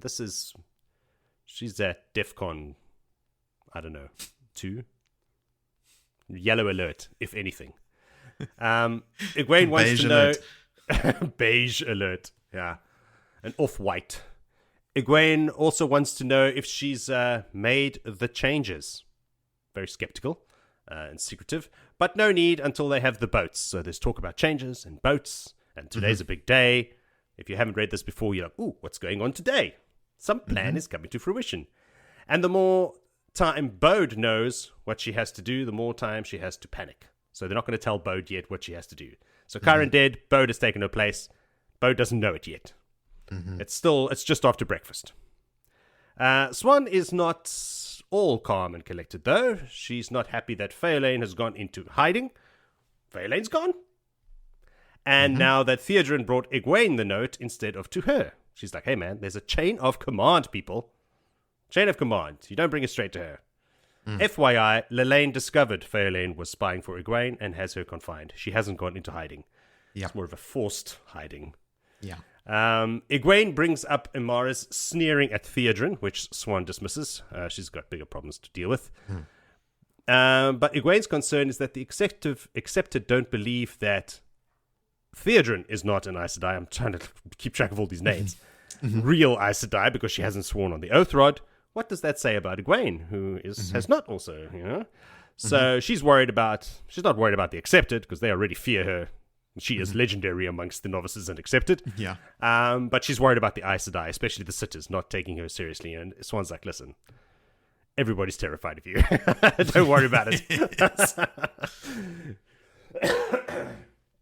Excuse me. Allergies. Woo. Swan is more interested in getting her hands on Theodrin and Feolin and gutting them. That's the fish terminology coming out. No ear boxing for her. She's straight to the gutting. When Sheriam walks in, Swan quickly burns the note to ash in front of her at a little candle. Sheriam eyes that burning note with interest. There's a weird relationship. We've got to talk about the dynamics here between her and Swan, because if you remember, they are both oath sworn, well, not really sworn, and they are on equal footing, behind closed doors at least, when, according to Aes Sedai hierarchy, they should not be. No. Sheriam is, of course, much stronger, and the keeper. And this kind of irks her, obviously. And was the Mistress of Novices when Yes. Swan was eminent, right? So, like, Exactly. I think Swan had appointed her, and they were of originally the same Arja and stuff. Like, yeah, they have a history. There's history, and now she should be above her, but she's not. But she'll just have to suck it up, because that's the way the cookie crumbles. Dem's the breaks, dark friend. Sheriam has a note from Tiana, new mistress of the novices, a report on today's runaways. Only one name on the page, Nicola Treeheel. Good riddance, I say, if it were not for where she has run away to, which we'll discover later on. Also turns out that she ran away 3 or 4 days ago, and her cousins, because you remember they now formed all the families, these novices, and they call each other cousins, covered for her. Not to protect her, mind you, but to give her enough time to get far away enough that nobody can bring her back, because everyone's glad to see her go. Everyone hates her. So they just shut up. Egwene is more interested in hearing from Sheriam about what the Aes Sedai have to say about her dream. She had a dream off-page about the Seanchan attack on the tower. And she wants some feedback. Sheriam, have you been asking the other Aes Sedai what they think about my dream? What should we do about it? It was right after Anaya's murder, so people had other priorities, and also don't believe that she is really a dreamer. And that wasn't off page. That was in that chapter where we read about her walking and the Seanchan woman helping her, and Matt, with the skittles and stuff, knocking down all the pins. There was a series in my memory, it's off page. Everything prior to today is off page. What's not on the page in front of you is off page. At this very moment. Yeah, exactly. So instead of answering, Sheriam keeps on with the Nicola thing. One of Nicola's cousins is from Eamon's Field. I didn't write her name down because I didn't think it was important, but then later on it comes up a lot. I don't know if you have it written down there. Anyway, she's one of the Emmett's Fielders with a long history. Egwene and her used to braid each other's hair. They used to be buddies, like same age, and went to high school together, liked the same boys, all of that stuff. So she tells her, like, look, none of the sisters or anybody would think less of you if you pardoned the whole family because one of your friends is there. And she's like, what, do you think I'm going to be lenient? I'm not going to stand for this shit. I am the Amarilyn of Death, and everyone better believe it. Now, what about my dream? Anyway, fine. She eventually concedes. The consensus among the sisters is that the Seanchan are thousands of miles away. They can't travel with a capital T, and they'll see that army coming hundreds of leagues away before they get anywhere near the tower, so it's no need to worry about any of that. The real problem is that none of the Aes Sedai there believe that Egwene is actually a dreamer. Anaya did, but she's dead now. Swan and Leanne do as well, but they have no standing or sway amongst... they're very low in the pecking order now, so no one will listen to them. Sheriam leaves and is replaced by Morel and then Morvrin. They are not on equal footing with Swan, and each has their own reactions to finding her in the tent. They swore oaths to Egwene, but she trusts Swan more than them, so they have to listen to what Swan says. The Swan gives the orders, which is not how it's supposed to be. No hard feelings, you know. Egwene's like, look, I'm not doing this to fuck with you. It's just the way it is. Egwene also asks them about what they've heard about her dream, but it's the same as Sheriam's news. No one believes that she's a dreamer. No one's going to do anything. Morel starts to talk about the cleansing. She's been thinking about what happened at Shadar Logoth, but before she can get anywhere with it, she's interrupted by Maigan entering the tent. It's like Germiston Station here. It's happening all the time. People in and out. She even brought her own stool. Egwene's stools are apparently legendary by this point. People are just bringing their own stools. She is the new blue advisor to the Amyrlin, now that Anaya has gone to Aes Sedai Heaven. And one of Lelane's cronies. So Lelane, of course, has now got a new person close to the Amyrlin. Another blue. She, on the other hand, has sworn no oaths to anyone, except the White Tower, and has no hesitation in sending the lowest among them to go get tea because there are no novices around. In this case, Swan. Even telling her to go and get some honey from her tent and warning her not to steal any. I remember you had a sweet tooth. Swan takes it like a champ. She's a professional. She's not going to let anything slip. Aes Sedai face. Aes Sedai to the bone. And she heads out to go get the tea. Morven takes the opportunity to leave as well, running after Swan, I suppose, to go and get some info out of her, like what's all this about. And Morel decides to have an Aes Sedai off with Maigan and takes the seat next to her. The first test, who can ignore each other the most? So they sit there in uncomfortable silence while Egwene reads the rest of her reports. Thank fuck, Swan eventually returns with the tea and the honey, of course. But now she's followed in by Rhaegan, the Shanaran, not some other Aes Sedai you've forgotten about. Yeah. All right. He has a message from Gareth. The raiders crossed the river last night. Elida's raiders. And had Aes Sedai with them. He's doubled the patrols, but suggests that the sisters stay close to the camp to avoid any other incidents. Swan suddenly feels the need to leave quickly, and so Egwene excuses her while telling Rhaegan to tell Gareth that the Aes Sedai will do and go where they please, when they wish, which is why the other Aes Sedai with Matt don't listen to him either. This is a general theme amongst the sisters. I do what I want. Shut up. I do what I want. Yeah. They say it like that. Egwene pours herself some tea, nicking some of the honey. She's the Amyrlin. It's my honey now. And thinks to herself that the boats are ready, and in a few hours, they'll be ready to roll. Boats for what, Moritz? Boats for what? Romanda arrives. He has Romanda now, because remember, she was told she can come visit, with Theodrin in tow. Very submissive. Giving Maigan and Morel the stink eye. You can see her considering to tell them to get the fuck out, or ask them to leave. But then she's a sitter, but they're not really in her Aja, and there's all this hierarchy in politics, and then she decides not to say anything. So nothing happens? Thanks for making me read that paragraph. She's there to tell Egwene that the sham negotiations are going badly. And Egwene's like, yeah, I know. No shit, Sherlock. What Romanda has surmised is that neither side will budge. So she has an idea. They must send ferrets into the tower to flush Elida out. And Egwene's like, ferrets in the tower? Has Romanda learned of what they have done? Is this her sneaky way of bringing it into the conversation? She does seem disappointed, Romanda this is, to not get more of a reaction out of Egwene, because Egwene sees this coming, and she's very Aes Sedai-like. And Egwene shifts the conversation over to the kin. All this about there being just over 1,000 of them... Romanda moves the conversation over to the kin. She's like, listen, all this about there being like just over 1,000 of them and that some are 500 or even 600 years old. If it were true, the tower would know. She's challenging this information that Egwene has shared. Egwene uses the example of the sea folk, that they didn't know about their channelers either, but there's no denying they exist. Everybody knows about the sea folk now, and they're all their channelers. Romanda suggests hunting down the kin. The tower can't have that many wilders organized outside of the tower control. Morel and Maigan are happy they stayed. They are loving this. They are like the popcorn, just like, what's going on? Loving it. Egwene counters that they are well over 1,000. I didn't say just over. Well over, and none of them are wilders. Don't come with your bullshit. They are all women who were sent away from the tower, and a few runaways. And how does she suggest they hunt them? They are spread over the entire world and have remained hidden for 2,000 years, right under the tower's nose. Plus, they don't have the ageless look, so how will you ever identify them? Ramanda is sweating now. She's literally glistening, which is shitting your pants for Aes Sedai's. Yeah. And Mygan and Morel are now they're opening beers. They got beers and popcorn now.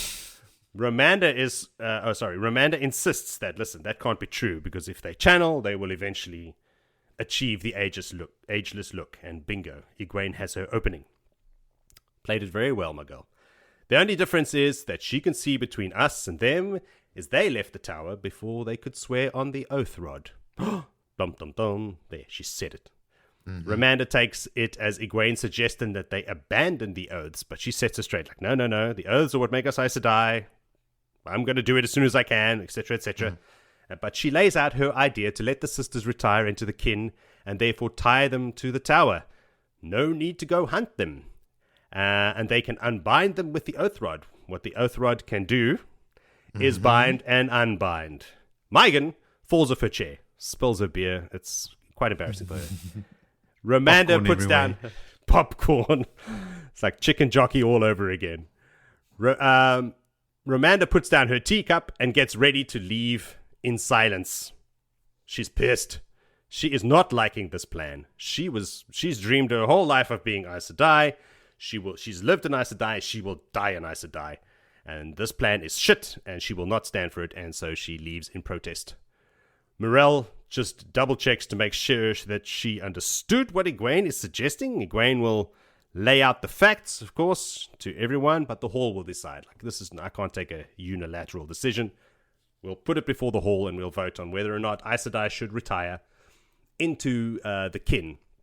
Like, why would you want to die sooner when you could live longer and serve the tower longer? Like, if you have more years in you, you could live for another 100 years if we take you out of the, unbind you from the oath rod. Think about it. Silence. There is thinking about it. Morel is very much thinking about it.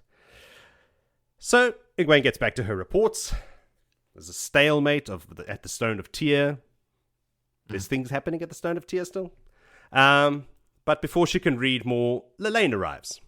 She brings up Chiron's death and how that will complicate making an agreement with the Black Tower, since the assumption is it must be an Ashaman that's sneaking in and killing everybody. I mean, logically, Saidin. Who else could it be? It's Saidin. It's not one of us. Ashaman or Forsaken.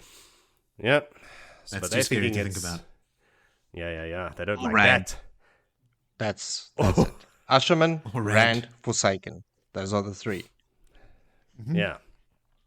But regardless, men channeling, killing Aes Sedai, this is going to affect Black Tower negotiations, regardless of whether they're involved or not. And what to do with Chiron's water. Now, he's drugged at the moment, remember? But when he wakes up, things are going to get nasty. She suggests that maybe Morel can take him. She's got a history with doing that, with having 3 warders. She's always taking other people's warders. And then Egwene's like, wait, shit, does she know about Lan as well? Is this her way of suggesting that she knows some of her secrets? Because it's not actually 3 warders, it's 4 if you count Lan, because she's still... I forgot about that completely. It's been so long. Yeah. It's like, oh shit, yeah, still hasn't bonded Nynaeve. Morel reminds her that, hey, it's only 3, and 3's enough. I've got enough warders right now. I can't handle any more. Water limit has been reached. Asks to leave, is dismissed, and almost runs out of there as well, much to the amusement of Mygan and Lelaine, both blues, and perhaps in cahoots. Lelaine's comments on Morel's warders makes Egwene wonder if she's found out about Lan and everything. I said this earlier. And this makes Egwene kind of lose her composure for a second, and she starts trying to throw in some distractions to get her off the topic, maybe suggesting maybe it's Logain. Maybe Logain's come back to the camp for revenge and he is killing everybody. And it's not the Black Tower. And this earns her a knowingly mocking grin from Lelaine, who sees that she's cracked. She could see haha, I've got you. Lelaine doesn't believe the murders will stop an agreement with the Black Tower, but they will convince sisters that they need to control these men even more. She suggests nonchalantly, maybe we should modify the water bond to strengthen that aspect of control even more. Egwene's like, hey, this sounds a lot like compulsion. I'm not going to go for compulsion. And Lelane's like, hey, man, it's obvious that compulsion was used on the sisters in Cairhien. It's only fair we return the favor. And it's like, you don't know that. And it wasn't that, but she doesn't know. What's and then Egwene's... Huh? From Varen. The sisters in Cairhien have been compelled by Varen. Okay, but I'm thinking about the Ashaman and do they know about those? They don't know. Ramunda and Lelaine and those guys don't know that the 50 sisters from the Tower who have traveled, like only some of them, obviously also with Loghain, traveled from the Black Tower to Cairhien, picked up some waters and Aes Sedai there, and then found Rand in Tyr. They don't know about that. When they're talking about the sisters in Cairhien, it's the sisters that swore fealty to Rand being compelled by Varen. So maybe that's the thing that Ramunda found out about as well. But I think some of them swore fealty right there in Dumai's Wells before Varen compelled anybody in the That's camp. True.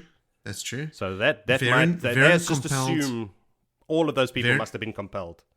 Varen compelled the sisters that were from the Tower that had captured Rand. Yeah, the ones that were in the Aiel camp. Yes. Yeah. But there were more sisters that were not compelled and still swore fealty. But to her mind, what I thought is like in her mind, there's no way an Aes Sedai would do that without being compelled. Any Aes Sedai. Yes, and maybe they have now found irrefutable proof that compulsion was used on some of the sisters in Cairhien. It's what I thought. Perhaps. Like maybe like Yellows have been delving them, like checking up on them, or like maybe studying them. The ones that have been healed of stilling, at the very least, Sashel is in Cairhien and was healed and compelled by Varen. So I don't know, maybe like the Yellows, this is just harkening back to that Ramunda, like why did she send people there? Maybe because compulsion was found in Cairhien in some of the sisters. Anyway, that's the compulsion I think they're talking about. I don't think they're talking about the Ashaman bond to the Tower sisters. Yeah, okay. I'm thinking about more the swearing fealty to Rand. For me, the compulsion bit comes into controlling. They want to use compulsion in the bond into controlling the Black Tower. Saying we're saying like they're also saying like in Cairhien it was obviously used. That in Cairhien is what we're discussing now, like the Aes Sedai being compelled. I'm just assuming that to her, no Aes Sedai would swear fealty to a man who can channel unless she was compelled, even with or without evidence to her. In her mind. And that's what Egwene and Swan were saying in a previous episode. That's what we were talking about. Like, surely Cadsuane must be Black Aja if she's there and they're still following these orders that we know they would never do because Tower and Rebel Aes Sedai would never be doing the same thing, working together. They must be compelled. Therefore, Cadsuane is Black Aja. But now I think we know that there are sisters in Cairhien that have been compelled, and maybe that's been discovered. All right, there are possibilities, possibly possibilities. All right. I don't know where the hell I was in my notes. Okay, yes. But Egwene doesn't believe, anyway, besides all the compulsion stuff, that any Ashaman would accept bonding under any circumstances from an Aes Sedai. Ha! Little does she know. And even if they did, who's going to do all this bonding? There aren't enough sisters. Even if they took two, the ratio is still ridiculous. Now Maegan comes with her suggestion to change the bond even more, getting rid of that sharing aspect completely where they share each other's emotions and everything under the guise of protecting sisters from the madness. So like if we change it, that sharing thing, so that it's not even really the water bond at all, then a sister can take as many as is needed. Like she could have 20 bonded to her. And Egwene now realizes what's going on. They are in cahoots, these two. And she can see through this ruse, and this is Lelane's work, using Maegan to suggest this all, and now she's pissed. And she tells them now that this new weave that they're talking about sounds exactly like compulsion, and it is banned, and it will remain banned. It is shit and terrible and disgusting, and anyone else who suggests it's going to get beaten, they will be birches. Lelane's response is a thinly veiled threat about Egwene's raising being a mistake, and one that will be rectified, and leaves with Mygain. She's like, oh, the Aes Sedai sometimes make mistakes, but we always rectify them. It's like, yeah, I see what you're saying. Get out. Get out of my tent. They're gone. No more visits. Lunch arrives. It's lunchtime now. Weevils and the stew lunch. I don't know. Weevils and potatoes now. Egwene has a long thinky session until Swan returns. Bode and Leanne have already left to the north and south harbors. To do what? And they are in position, ready and waiting. She asks Swan to saddle Bella and tell no one that she's going to take a ride. So in this long thinky session, she's looking at Bode. She's thinking about that other Two Rivers novice that's supposed to be in trouble that I forgot to write down her name. And someone else. God damn it. I forget to write down so many names. So she's been thinking about a lot that she's... Huh? She's thinking about Leanne? No, was the other someone one else. sent to do the channeling? Yeah, she's thinking about sending all these people into dangerous situations and that she should be doing it herself, kind of thing. It's a last-minute decision. She decides, fuck it, I'm going to do it. So she tells Swan to go saddle Bella. She first says, go saddle my horse. I can't remember what his name is. But then she decides, Dashar or something. Yeah. Something way cooler than Bella. Name-wise, not personality-wise. No offense to Bella. Egwene removes her stole. She's going incognito. It's one of those great disguises again. Just take off your stole and pull up your hood. Now she's invisible. And she meets Swan with Bella, reminding her not to say a word, and takes off for her ride. She takes special care to look like the worst rider that the world has ever seen, so that anyone who sees her will think that it is Swan, who is the worst rider that the world has ever seen, earning her a very confused look from Bella, who looks over his shoulder like, are you okay? I know you, Egwene. Why are you riding me like this? She heads straight for the river at a gallop once she's out of sight of the camp, and makes a beeline for Bode's boat. She's on the riverbanks. There are some Shanaran soldiers there helping her out, prepping her for her water crossing. And she tells Bode, listen, change of plans. I'll be taking your place on this mission. Bode is not happy. Not defiant, but like, hey man, I could do this. You could trust me. She's ready to prove herself. Like, let me do this. And Egwene's like, no, I'm asking too much of too many people. I can do this better than you. I should take the risk. I'm going. On her crossing of the river, she sees a flash across the moon and thinks for a second it's a Drakkar, but then realizes, nah, it's probably only a bat. I reckon it's a Raken scout. Same. It's worse than either of those things. And she makes it to the North Harbor Wall. Embracing Saidar, she channels and turns the massive chain blocking the harbor to Quendiar in an instant. She's really good at this, eh? Yeah. Bode would have been there for hours. Yes. She's just like, touch. She doesn't even have to touch it. She thinks about reaching out to touch it with her hand, but then realizes, wait, this is magic. I don't need to touch it.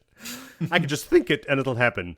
In that same instant, she just has time to feel someone else close to her, embracing the source, before she's boinked on the head and falls into the river.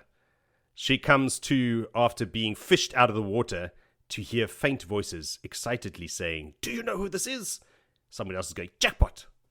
Better fishing day than I possibly could have imagined. It's like a 10-pound trout. While someone pours a mint-tasting tea into her mouth. Oh, no. Before the fork root takes effect, she sees an Aes Sedai standing over her and tries to channel unsuccessfully, as is the way with fork root. Her final thoughts before passing out is that she's been betrayed. But by whom? And the chapter ends. The book ends. Just about. The epilogues don't count. Vil, you done with your knitting? Do you have anything you want to contribute? Very, very... keep my hands busy here because I didn't want to interrupt Jody the whole time. But Jody, firstly, thank you for your beautiful and upbeat rendition of that, the worst ending chapter that I have ever read in any book. And I'm gonna just firstly, Egwene is the person in control of a siege. They set a plan to turn the chains into Quendiar. The very same night that the plan is set, the person that was going to do it gets murdered. Okay, Correct. maybe I should speak to my general, the best general in the Booklands, Gareth Bryn, and say, hey, this plan that I have, the one person is murdered last night. And he'd go, you have a spy. That's a bad plan. Don't do it. But no. What does she do? They have little arguments and little meetings about oath rods and living longer lives, because that is going to be so much more important right now. Forget that one of our sisters was just murdered. That doesn't matter. 2. Sister and Warder. Or 2. Anaya and Kyron Stang. Sorry, 2. Yes. Yeah, but Anaya was murdered ages ago. Yes. Couple days. Couple of days, just murdered. Now, Yeah. okay, then you also find that you've had a power-hungry hunt of a thing, Nicola, that has run away. And, ran away 4 days ago. Ran away where? Oh, yeah. She's a power-hungry thing. So what is she doing? you are She's camped going to the right next next to the place White where Tower. she's going to get power, the White Tower. She's there telling them everything right now. You also But have... remember, Nicola doesn't know, nobody knows Egwene's plan. Not I even know, Bo. They just know she I has a know plan. that very well. Yes. But that there's already, okay. Let's consider that some of the things that we know and do here have been handed over to the tower this minute. No, what does But Egwene do? remember, She gets on a horse, not her horse, the horse she rode out of the 2 rivers. okay, that's also done on purpose for a reason, because she doesn't want to be seen. now- She wants people to it's think it's Swan's Swan, and horse everyone knows Bella is Swan's horse. Yes. Also, the whole point of the previous chapters that you were bemoaning for being too boring was conveying the urgency with which Egwene needs to act. She has to do something, because Gareth is telling her, look at these fucking ships. Every couple minutes, 9, 7, 8, 9 of them are going into the harbor with supplies and troops and stuff. We need to act now. And she's going, but I don't want to murder any Aes Sedai. So she's stuck. So she's going, okay, fuck, what am I going to do? I'll send Bode and Leanne to do it, okay? Kyron was going to do it. She's not as good, but now Kyron's dead. Okay, fuck, now I really need to act. Now I'm really low. Bode's going to go, ugh, I can't risk Bode. I'll just go do it myself. It's going to be much faster and much more effective. She's desperate. Yes, so she is not thinking straight. You're right. consulting her Well, general. you're right. Well, that is true. Yes, she can't, because what is Gareth going to tell her? What do you think she thinks change Gareth the is going to plan. tell her? Exactly. And what do we know about the people from the 2 rivers? I don't think They that's don't a change great plans. premise. No, they're stubborn. Yeah. Like all the stuff that you think is boring that we've been reading up until this point make her actions actually quite logical according to her character. Like, this doesn't seem out of character to me. This seems like very much in character. Very stupid. This is That the doesn't- I mean, stupid that's book. true. This is the stupid ending of this stupid book. Just because with a character shopping in a chapters. book, When you're supposed to build up to the climax of an end, you give us 2 shopping chapters. Wear jewels when you go shopping and take gold when you go and buy silk. What the fuck? Like, seriously. I mean, look, This is the cherry on the fucking sour milkshake that was made. The cherry has got a worm in, and it's like, let's go shopping. Let's get On the caught. Weevil milkshake. The Weevil milkshake. Thanks, Jody. Sour Weevil You're milkshake. welcome. Seriously. it's And again, it's one of the many reasons people don't like this book, and why I was also down on the book when I read it the first time. When I read it the first time, this was like a what? The previous book ended with the cleansing of Sidene. This one ended with one of our favorite characters getting captured. You know, like, it's a You know what? stark difference. I think it would have made a heck of a lot more sense if Egwene just got on Bella and just rode to the White Tower and said, here I am, capture me. That would have Everything worked seemed out like for a the best. plan, at least. Like, okay, I'm going to get myself infiltrated in there. No, this is just stupid. Anyway. Well, it worked out for the best, because even if she had sent Bode, they were there waiting. Bode would have taken too long. The chain wouldn't have been turned to Quendiar. They would have captured her. They would have captured her. So everything that Egwene was scared would have happened. Well, they didn't. Except They now, only except one now harbor is Egwene blocked. did actually turn the chain into Quaindiar. Yeah. And the other one, I think, is halfway. I think Leanne got halfway through it or something. And we'll get to it. Next. So Egwene's plan was successful except for the fact that she got captured. And we are not first-time readers here. For a first-time reader, which we were at one point, it was a massive downer. Now it's like, okay, Egwene is in the White Tower now. Oh, this look at is you, what all I've been waiting for. upbeat and all happy. I think we Big need surprise. to. We just have to stop and focus on what we've sat through for the last 10 gatherings. 9. Digest the horrible, horrible things we've lived through, and recognize that this is all. Well, let's stick to this for a chapter for now. We're purpose. going to talk about the book as a whole, all right? And we're going to have our time for all of this. You're going to have your soapbox, and you can have your big wine, and you can throw on your toys and spit your dummy, and then we can move on with it. But for now, Poke. let's just focus on this chapter. Did you have anything else that's not a general complaint about the whole book and, you know, everything surrounding it? This chapter, is there anything else you wanted to call out? Yes, I mean the amount of page that a stupid stool is taking now. I'm like, for fuck's sakes, get a fucking carpenter and fix your fucking chairs. Like, how do you expect I'm to sure- take the White Tower if you can't even fix your own furniture? The amount of time you've spent talking about it on this podcast is more than what we've read about it. No, don't come defending the book all the time. now. I'm not. I'm attacking you. You settle down, and you settle down now. You're out of order. You're out of order. This whole court is out of order. Right. No, there's nothing else. Please, I spent 3 hours and wrote 13 pages of notes. If I've got anybody a has bunch of anything notes. else, well, fuck you. Well, let's hear them. Mine are just like, again, just like highlighting all the cool, fun stuff, like the chapter starting with the image of like the sun rising behind the White Tower and like the tower being silhouetted by the sun. That's a cool image. And then at the end of the day, it's the other way around. It's Dragon Mount on the other side. It's just like a cool juxtaposition.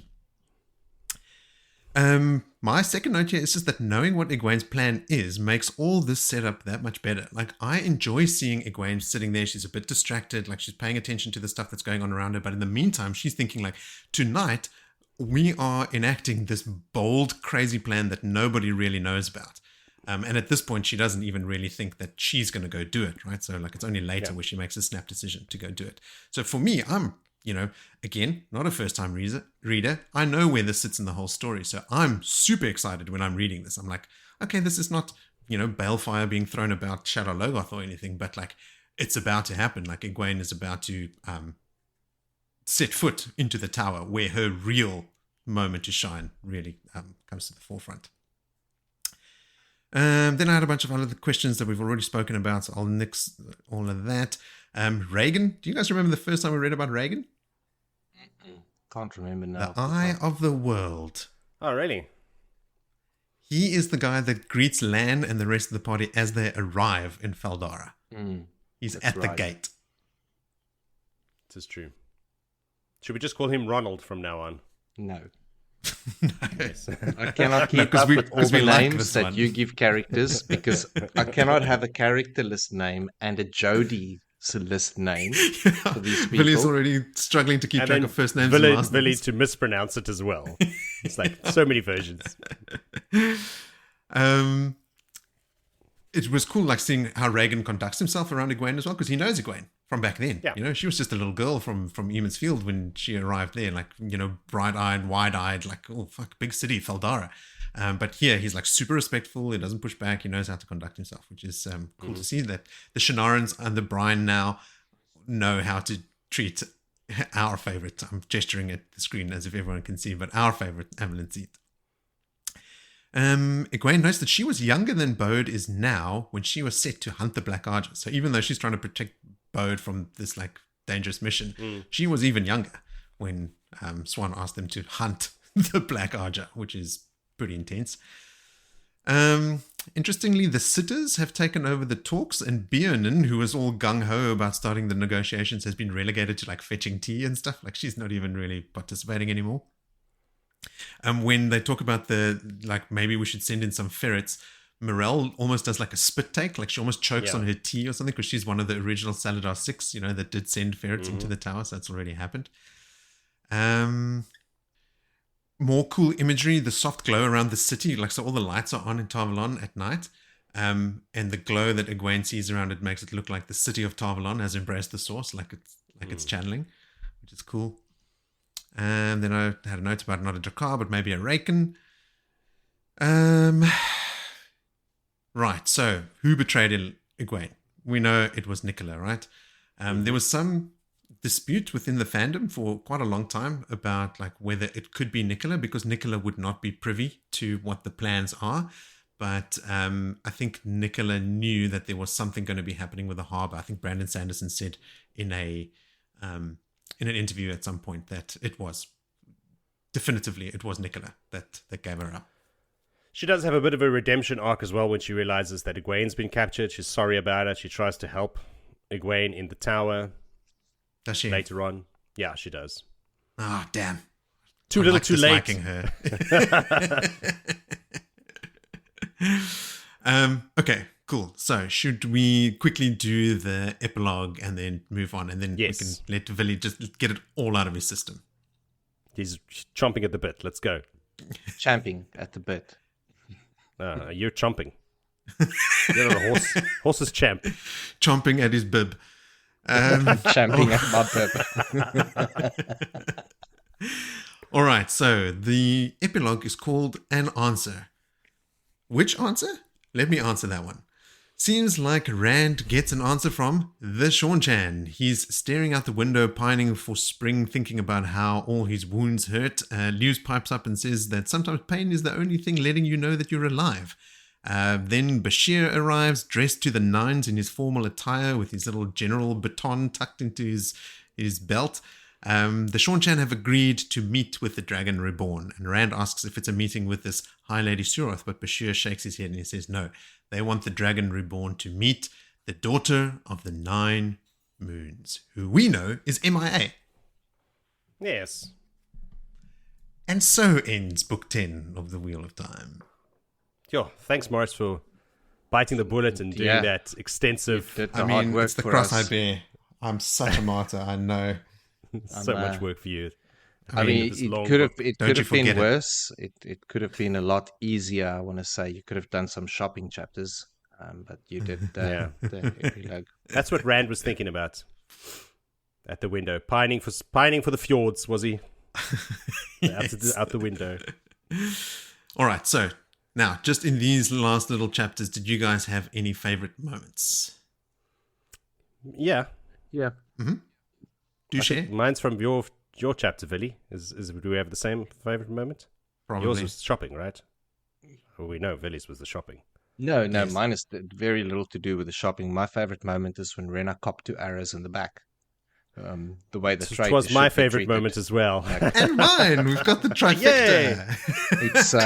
It's a very good moment because it also shows the varied skill that there was between crossbowmen and longbow archers. The one struck quick, while the other one just took its merry time, and as I say, merry time, probably had a bit of an arc, an arc, and nailed it. But both found their target, and they struck true. And then she rolled down the hill like a ball of snow, building up momentum, breaking legs down along the way. Have you seen Kung Pao? The movie Kung Pao, like that baby rolling down the hill at the beginning. To all our listeners, now that Book 10 is finished, everyone go watch Kung Pao. No, don't. Yes. I'm pretty sure we've referenced Kung Pao on here before. I think so. And every other movie from our youth. That movie is almost as good as Tiny Net. That's 10. What I like about that scene is it's so cinematic. That scene was written to be filmed. The chase, the horse chasing. The pressure, she's almost there. The tension, the time is a limit. She's getting there, she's almost there, and they get her in the last second. And then the comical baby roll down the hill. Baby running.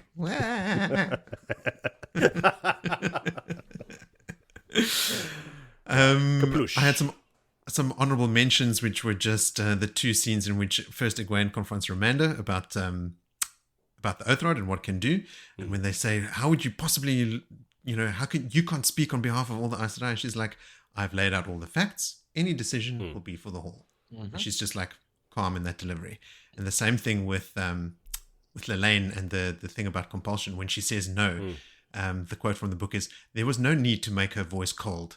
It was ice. Like, she just comes out and then goes, this is compulsion. Shut the fuck up. Get out of here. Love me some Egwene. So, Jonna Pierce has a favorite moment as well. Oh, is it Renegade getting shot in the back? No. It's got to do with shopping. Jonas says, when Matt is following Tuon in the town and he loses them in the crowd, he stops, closes his eyes and starts spinning around. He then takes a step at random and runs into a person, but is facing straight at the shop he needs. How hilarious would it be to just be nearby and see this guy randomly start spinning in the street, slam into a person, and then run into the shop he stops in front of? I'd be so confused. But I love, love, love how he's figuring out how to make his luck work for him. It's so awesome. Jonna then elaborates a little bit and says he's talking about the dice rolling faster and thundering in his head later still because they don't stop when he's with Tuon at this point. If he hadn't found her fast enough and the merchant had called guards, it would have been terrible for them. Matt proceeds to spout off and put his foot down, telling Tuon to buy the dress material here, and he gets nervous about it. If Tuon hadn't accepted, as is shown with her secret smile, it would have been a bad sign for him. He has no idea what type of man she wants or if he even wants to be with her for sure yet, so he has to let his luck lead him in his dealings with her. That's probably the only reason it works out in the end. The dice in this case stop when they kill Rena, but at the same time, back at Lucas' wagon, Tuon is pulling her switcheroo, and something she did could have had some impact. Is that when she writes the letter for Luca? It gives him the letter? I've always thought the dice were just focused on Matt's survival or things going the right way for the group to win the last battle. Part of that is Tuon, of course, but it is not only that. Agreed. That is what we have come to conclude as well, Jonna. Thank you for your favorite moment.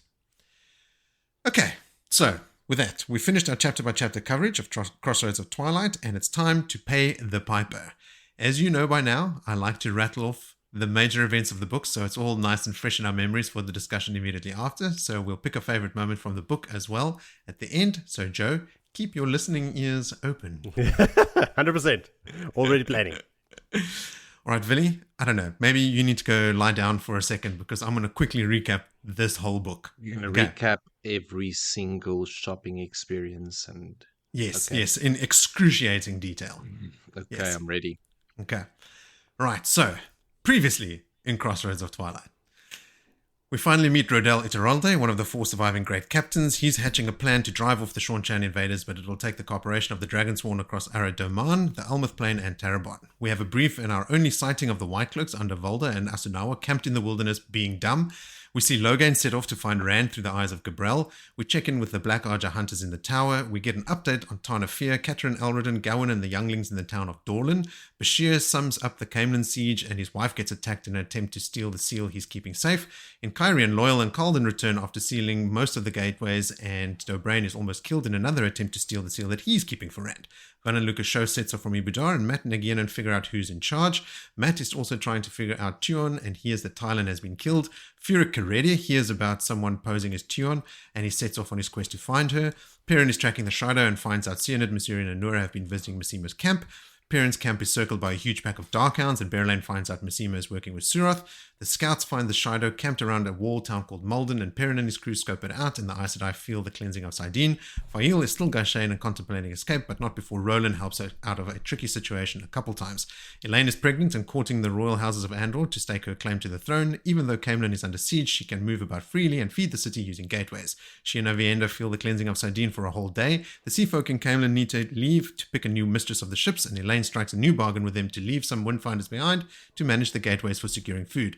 Dylan secures 4 major houses for Elaine's claim, the high seats being little more than children. Elaine finds out she's having twins, as well as the fact that Meryl has run away with Talan, the super strong windfinder apprentice.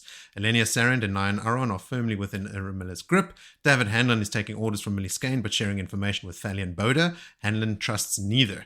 Meanwhile, the rebel Aes Sedai are camped outside Tarvalon and have placed it under siege. Gareth Bryan wants to attack ASAP since Tarvalon seems to be replenishing food and soldiers via the river. Meanwhile, Delana is trying to cause trouble by sowing mistrust. Egwene gives Bjorn approval to start talks with the Tower, but she has one condition she will not bend on. Elida must retire and go into exile. In their camp, very few women are proving capable of creating Quaindiar, let alone as quickly as Egwene. Swan discovers the new sitters in the Tower are also not obvious choices and is certain something is happening. A group of sisters that went to inspect the site at Shadar Logoth return and tell the Hall that a massive weapon destroyed Aradhol and that Saidin was used as well. They decide they need to send an embassy to the Black Tower so they can figure out how to combat what they think is a forsaken nuke. One night, Anaya and her warder are killed with Saidin, and Egwene sits in a sour to finding out why. Elviarin returns to the White Tower after being away for a whole month. Elida reprimands her, now free of the leverage Elviarin had over her, and informs her she is no longer keeper, Tana Fear is. Missana also berates Elviarin, but is then herself visited by Shaira Haran and punished, but not before Shaira Haran marks Elviarin as his own. Meanwhile, Tana Fear visits Pavara to tell her the Reds need to bond the Ashaman as warders. In turn, Pavara shares with her the note from Tobin saying that the Ashaman have already bonded the Aes Sedai who were sent by Elida. Rand is resting up in the country estate near Dragonwall in Tyr. Catswan and Rand seem to be working together okay. Bashir, Logain, Loyal, Calden, and others arrive at the estate after looking for Rand and Kyrian first. Rand immediately tasks Bashir and Logain to reach out to the Seanchan for talks. Perrin and Co go buy some grain in So Harbor and encounter ghosts. A couple days later, Bulwer returns with Talanvor, who has access to a significant force of Seanchan, but before his return, Perrin cuts off the hand of a Shido captive and throws away his axe for good. Back with Matt, Tuon renames Egwene to Lelwyn Shipless. Matt is having a torrid time trying to keep the Aes Sedai and sul'dam hidden from the Seanchan patrols everywhere. Matt also starts his formal courtship of Tuon, and after some initial setbacks seems to be making some progress. Rena stabs Egwene and tries to escape, but Matt and the Red Arms chase her down and kill her. Egwene finds out her next strongest Quaindiar maker, Kyron Stang, has also been murdered, and she makes a last-minute change to her plan to render the harbours ineffective and decides to take on one of them herself. She also learns Nicola and Irena have run away, and she confronts both Ramonda and Lelaine about what the Oathrod does and their life expectancy and the idea of bonding and compelling Ashaman. And that night she sets off on her mission and she turns the harbour chain into Quaindiar in a flash, but is captured by the Tower Aes Sedai in the process. And finally, Bashir returns to Rand saying the Seanchan are ready to talk and he must meet with the daughter of the 9 moons. It's quite a lot. A lot of Something's stuff. happened. I won't bother asking you guys what you thought about the book since we've discussed it a number of times and our listeners have also let us know what they think. So, Vil, is your case that you've been working on somewhat related to the slog and where this book falls into like the order of things? Yes. Or is it? But also, okay. I don't feel that, like, there's a lot of stuff and there's a lot more questions. I don't believe for one moment that the intelligence of the author wrote this book and dropping it at this end without knowing what he's doing. I believe that it's 100% part of the journey, that it is by purpose meant to bring you down. It's and also bearing now that we're going from in the chronological release order of the books, that we're going from here to a new spring. So it's also going to leave you hanging for a tremendous long time if you're reading it in the sequence. So I wholeheartedly believe that it is done on purpose. A tremendous amount of politics and Doran politics houses stuff that you don't want to really read about, very unexciting things. The book ends off on absolutely no high at all. It's on the biggest downer of all. I mean, your last 5 chapters has got 2 about shopping, and Egwene gets captured. There's another way you can state that. You can say the last 2 chapters are about ghosts and murder. You know, like ghosts and murder. The shopping is the setting. You know, it's not the event. But anyway, if you do the word count at that point in time, maybe it's a universal trope that guys don't like shopping, so it's I don't know. Be a safe assumption. Let's so what I've been trying to look into, and it's also I've read the World of Robert Shotwan, so in the back. Okay, is this something that may manifest as something that may have happened personally to him? Is this a tactic used in writing a long novel like this, where you actually want your audience to be brought down. And the only thing that I can think ties in with what this makes me feel, because it makes me feel insane. I become enraged at how bad it is. Is this a mechanism to tie us into the cleansing of the source and the massive effect that it has? Because we now know for this entire book, the source has been cleansed. It is the pivotal moment in the books for me. Without this happening, there is no end. It has to happen. Yeah. Or a much worse one. Yeah, or a good one for me. I mean, it's chosen neighbors. You and your ilk. My ilk. But that it's been mentioned so sparsely, like incredibly sparsely, with these little grains that is dropped just a quarter way through the book, or halfway through the book, about the madness of men. And even down to this very last chapter, it gets brought into the discussion with all the Aes Sedai, or what they need to do with the Black Tower, their madness. Can they starve off the madness? So it's one of those things that's sprinkled along, but not. I mean, by this time, if you thought that, okay, what is our Randland day count for this book? Was it 22? I think we covered it. The time period that it plays with. It's not a lot of days. Very few, yeah. It's very condensed, because Perrin was already on the hunt for Fail when we started Last Orphan. We know that's 33 days, 32 days. Was it 36 or 32? I mean, I think it wasn't even that many. Back in my notes, I wrote it down in the last episode. The number of knots in his number of knots. His little cord. 22, I think was. No, it was 30 something as well. Anyway, your point is like not a lot of time has transpired. Yeah, not a lot of time has transpired. So for it to naturally, like, I mean, if it was 5 months, it should have then become clear that the channeling men are saying, like, I don't feel bad at all. I'm Pillar. Everything's great. But no one trusts them, right? We purposefully, it seems that we have not been spending a lot of time with any one of the big Black Tower players. We've spent very little time with Rand, and the one thing that comes is like now Lewis is becoming a lot stronger. Like, oh, now I want this now. This is good. This is fixed. So like that is one of those sprinkles.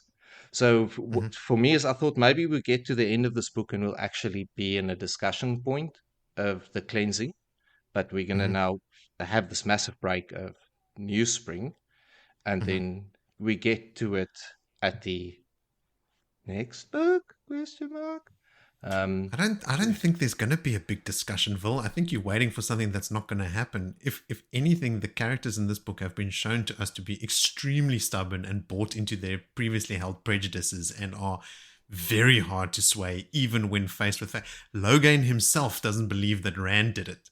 You know, like, I don't think there's going to be a big, like, oh, everyone is okay.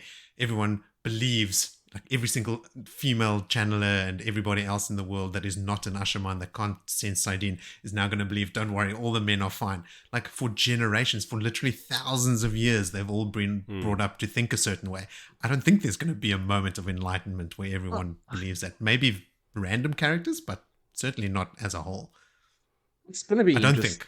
I mean, I'm looking at it, and again, I'm not going to put the belief hat on that this book is as frustrating as it is without purpose.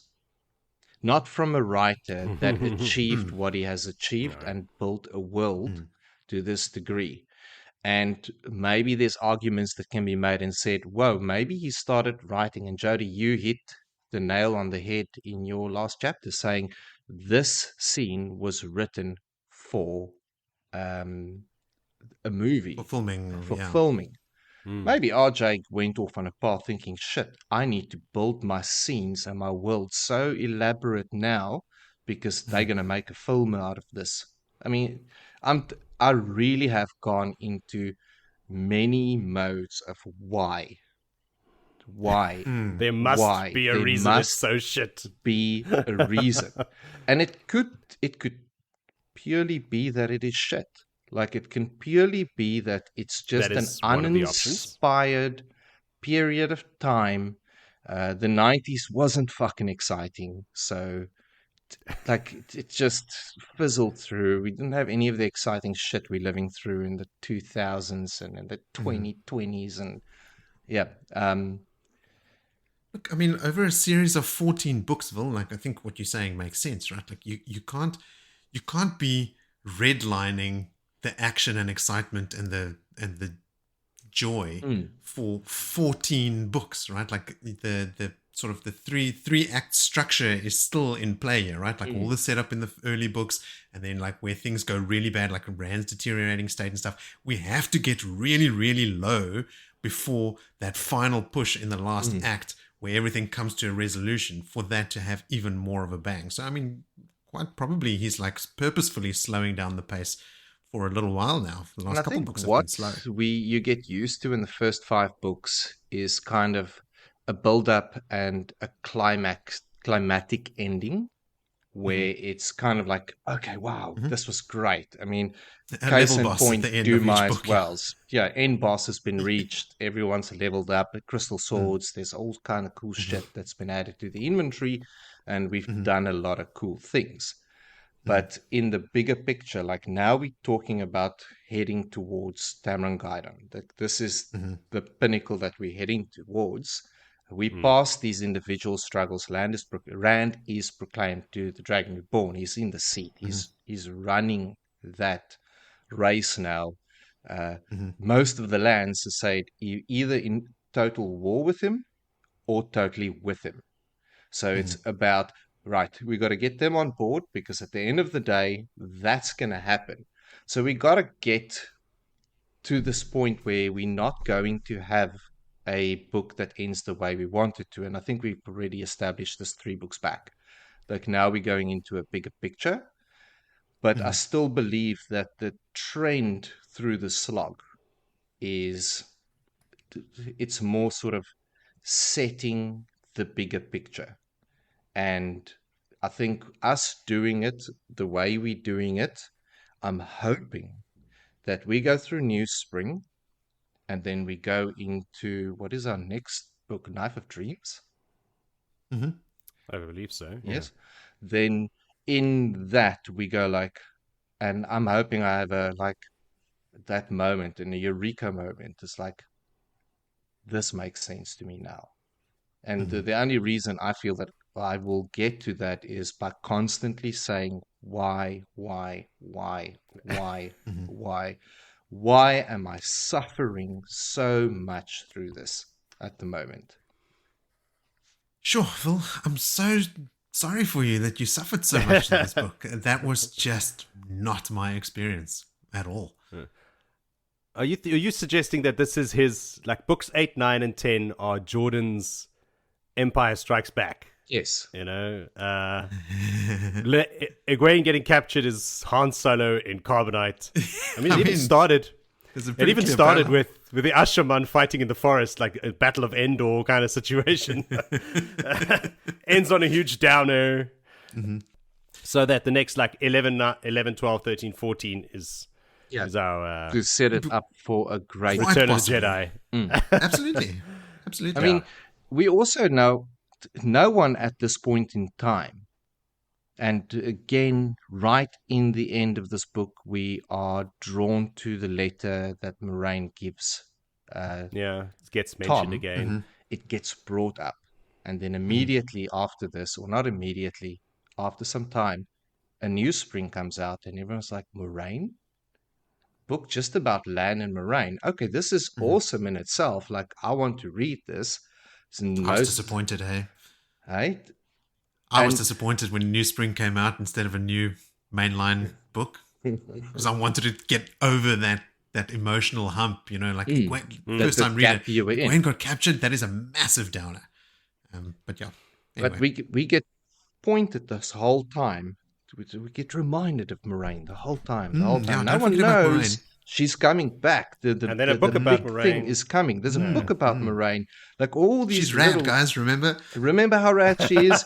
Okay, let's go save her. Maybe that is all of it. Like this from Moraine's death, you can start death in air quotes. Yes, Yeah. yes. You can start plotting this downward trend of like things is not as great as Well, it used one to of my be. points about the slog is like, am I just missing Moraine? Like, is that what people are claiming is the slog? It's like, oh, Moraine's not around.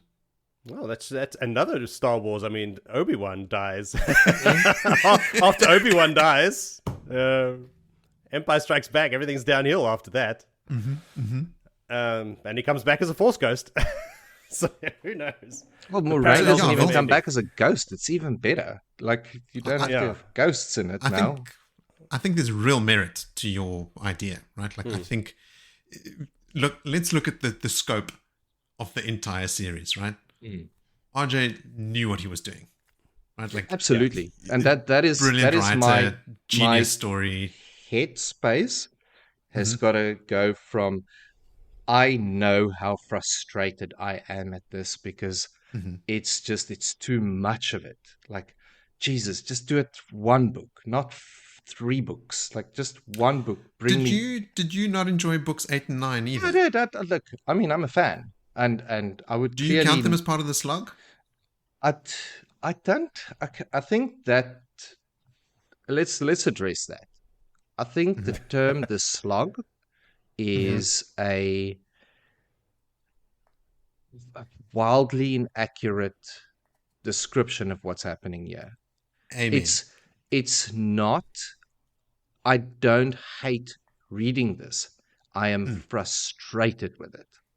Yes. I'm frustrated because I know the author is fantastic. I do not doubt his ability in his world building and what he is doing. I'm frustrated that he's doing it for so long, perhaps. But did I hate going through these up until here? No, I didn't. I didn't hate it. Could have fooled me. I went off on tangents about being bad writing and terrible plot lines and stupid decisions. And yeah, that's perhaps all part of it. Like, and those are like making littered throughout all the books, Yes. right? Like in the early books, there were plenty of parts where like, oh God, this, okay. Inexperienced decisions. And now you're thinking, okay, they're a little bit more experienced. We expect better decisions. But we got Elaine's mistakes, and there's mistakes all along. Maybe that is part of the ghost being brought in finally in this book. The world is being touched by the Dark One. Did you know Elaine's pregnant and that's affecting her decision making? I'm not going to say anything about that. Put my feet squarely back into that pot there. Get away with that. Someone should take her shopping. That'll cheer her up. Yeah. Yeah, Neville, I mean, I hear you. Should take David Hanlon should take her shopping. God, no. Well, maybe he should, because maybe Elaine will end up killing him. Yeah. Yes. That'll deal with him quickly. To borrow a phrase I think I've used on this podcast before, is I think we're in furious agreement. You know, like the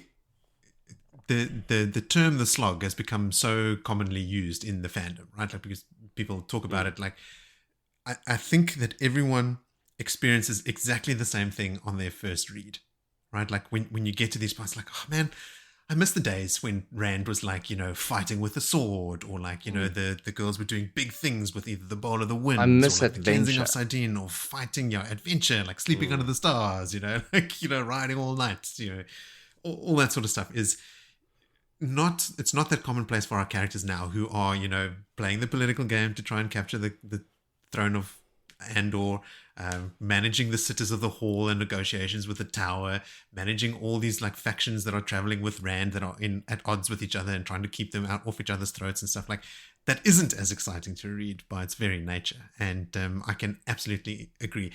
I've said it a million times on this podcast before. When I reread the series, I skipped book 10 because for me, books 8 and 9 were fine. Were totally fine. They weren't my favorite books in the series by any means. But I can definitively say that book 10, still to this day, is my least favorite book of 14 awesome books, right? So by its that very definition, it is literally the low point of the series. So, you know, like I understand all these feelings. Did I feel like it was a slog to get through it? I've said it on the podcast now a couple of times since reading it in December. No, I flew through it. I was I was wrapped, you know. I was sitting there reading and having a great time. It was absolutely awesome. The Andorran politics, like that was 4, 5 chapters in the middle. There wasn't much of it. There wasn't all that much of it. But I think there's a couple things that I'll quickly rattle off here, which people have said in their feedback and that we also know that are common criticisms, right? Rand's state in the last couple of books, not fun to read about. I've not found it that bad on this reread, actually.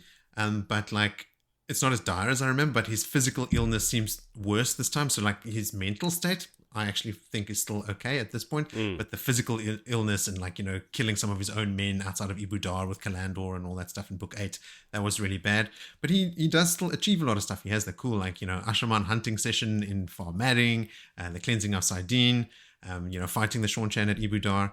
So to me, that's not as bad. I feel like Perrin has stagnated over the books, right? Fahil is captured in chapter 2 of Winter's Heart, right? And now we've read book 9 and 10, and he hasn't made a move. That's 2 whole books. In one book, he did the whole saving of the 2 rivers. Now he's just Perrin is sort of put on ice. Okay, he's finding the Shido and he's tracking them down and everything. For me, the most egregious waste of time in book 10 is that whole So Harbor excursion.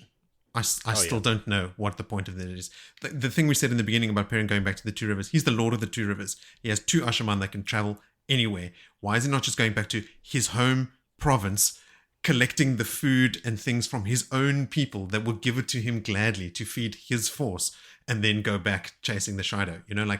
There are other ways. Why is he going to So Harbor to buy this bad wheat that's got weevils all over it? I keep thinking how Berylane lowered the price to half what she originally offered, but that's actually still just the same price because half of the sacks are weevils and half of it is grain.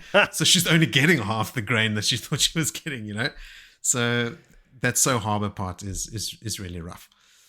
Moritz, you're just making this book worse for me now. Pointing just out those 2 chapters. When to wear jewels and that. in So Harbor. But I'm talking about how people talk about the slog as books 8, 9, and 10. Egwene has had an awesome arc in books 8, 9, and 10, right? Taking charge of the rebel Aes Sedai, bringing them all the way to Tarvalon, and now, enacting her plan. And all of this, obviously, with a big asterisk next to it, knowing what's going to happen even further, right? As returning readers, knowing all the things that are going to happen, or at least the ones we can remember. This stuff is a clear path for me for Egwene, leading the rebel Aes Sedai, getting back into the tower, and then reuniting the tower in that cool culmination of a fight when the Seanchan attack. And then in book 10 specifically, which was always my slog, that prologue was tough, right? After reading about the cleansing of Saidin, I feel like the choice to start with Rodel Ituralde, who's a character you've read about, but you've never read from their point of view, bringing in someone unknown as the very first start of the chapter is not that great. I know what he's doing and I can see the beginnings of his plan, but a first-time reader reading that's who the fuck is this guy? Why am I reading about these people meeting over here? Why am I so lost in this right now? Yes, exactly. So there's a couple parts. The whole Sashel Samitsu thing in Kyrie and Jody, yes, okay, Loyal and Calden return, but you're right. There's a lot of description of the tapestries and her whole internal monologue about the power dynamics of now Sashel is in charge because she's stronger in the power and blah, blah, blah. It's pushing it a bit far. I mean, we have said on this podcast that RJ uses a lot of repetition. He says the same things, even not just repeated word for word, but he does drum things into you and he does hammer home concepts and stuff to a fault that many people are put off by. Lots of people can't read the series at all because of it, right? For more arbitrary things than just that power dynamic of the Aes Sedai, but literally folding arms under bosoms and Nynaeve tugging her braid, which we know we has all an know actual a guy meaning. like that. Yes, we do. Yes. So I think, yes, that prologue was a tough go. The hangover that I think a lot of people were feeling from the cleansing of Saidin, many of our listeners wrote in saying they felt like they didn't see enough of what was actually happening there. That could have been such a cool series of chapters, and it was reduced to one chapter with a lot of things happening off page. I understand that criticism as well. Andorran politics, we don't have to talk about that anymore. But I mean, it was just a couple chapters in the middle of this book. And when we started this podcast, it was if I had to distill it down to the specific set of 4 or 5 chapters that I wanted to get my head around this time reading the series. It was those. That's why I spent so much time trying to lay it out so that everybody can, grok it, like really internalize it so that it doesn't feel like just homework, but you can see almost the moving forces and noble houses in your head. I managed to achieve that for myself, and I'm stoked. So for me, that is a big tick, big success. Achieved what I tried to do with the podcast. But the names are too similar. There's too many of them. The system of government is introduced briefly. It's touched on the 19 houses and needing a majority and stuff. That is mentioned briefly. And the whole time you're supposed to stomach this information as if you know the intricacies of the system and all that sort. And these houses, the people, the personalities of the higher seats and stuff. You just don't. Right? Like I made the comparison to A Song of Ice and Fire where the motives are a lot clearer and the people are much more distinctive. Like you can tell them apart a lot easier. Part of that whole thing for me plays into the thought that I have around, did Robert Jordan at this point in time writing it feel that he had to build the world more for the potential of it becoming more towards the future? It was like I said, okay, as I said, my journey of why became quite deep. So I thought about everything like last time I had my big blow up around this book. Which one? I've had a big one a while back. Yes, I know there was a big one. And you going through it over a December holiday during our break and loving it. And I'm like, okay, cool. Let's draw parallels in real world life with the book. And you go through great moments and you start off as a young man. I'm just going to use myself as reference. And then it's fantastic. Everything is great. You get these highs in your youth, and you have some lows, and you have some battles and highs, and then you climb the ladder of life and things start going through, and then you run into being an adult, which is taxes. The book 10 of life. Systems, working through people to get jobs done, the intricacies of dealing with people. So for me, I mortgage, could go insurance, all that crap, and that's boring. It's all your vegetables. Cool, but eventually you get mortgage to insurance, cool shit again. The profit of life. Yeah. I don't think that other than discussing how we feel post this book, we're going to have a true and a better understanding going as analytically as we've have through it and into the next 2 books. And I think only once we sit with Knife of Dreams and we wrap that up and ask, how did this tie into Newspring, tie into the torture of Crossroads of Twilight? Maybe Crossroads is literally the key. Like, this is the crossroads. This is the shit you got to go through to get out the story. Look, words have power, Vil. The more you say the torture of book 10 and how terrible it was, when just a couple of minutes ago you said it wasn't unenjoyable, right? Like, you got to be consistent at least. You're I can't just convincing wishy-washy. that it was bad. Look, I think this is always going to come down to personal enjoyment, right? Like, this is a personal experience. Like, we've had people that wrote in and said because they didn't have to wait for any of the books, they read through book 10 and they didn't even notice a slog. Like for them it was like, I didn't notice anything.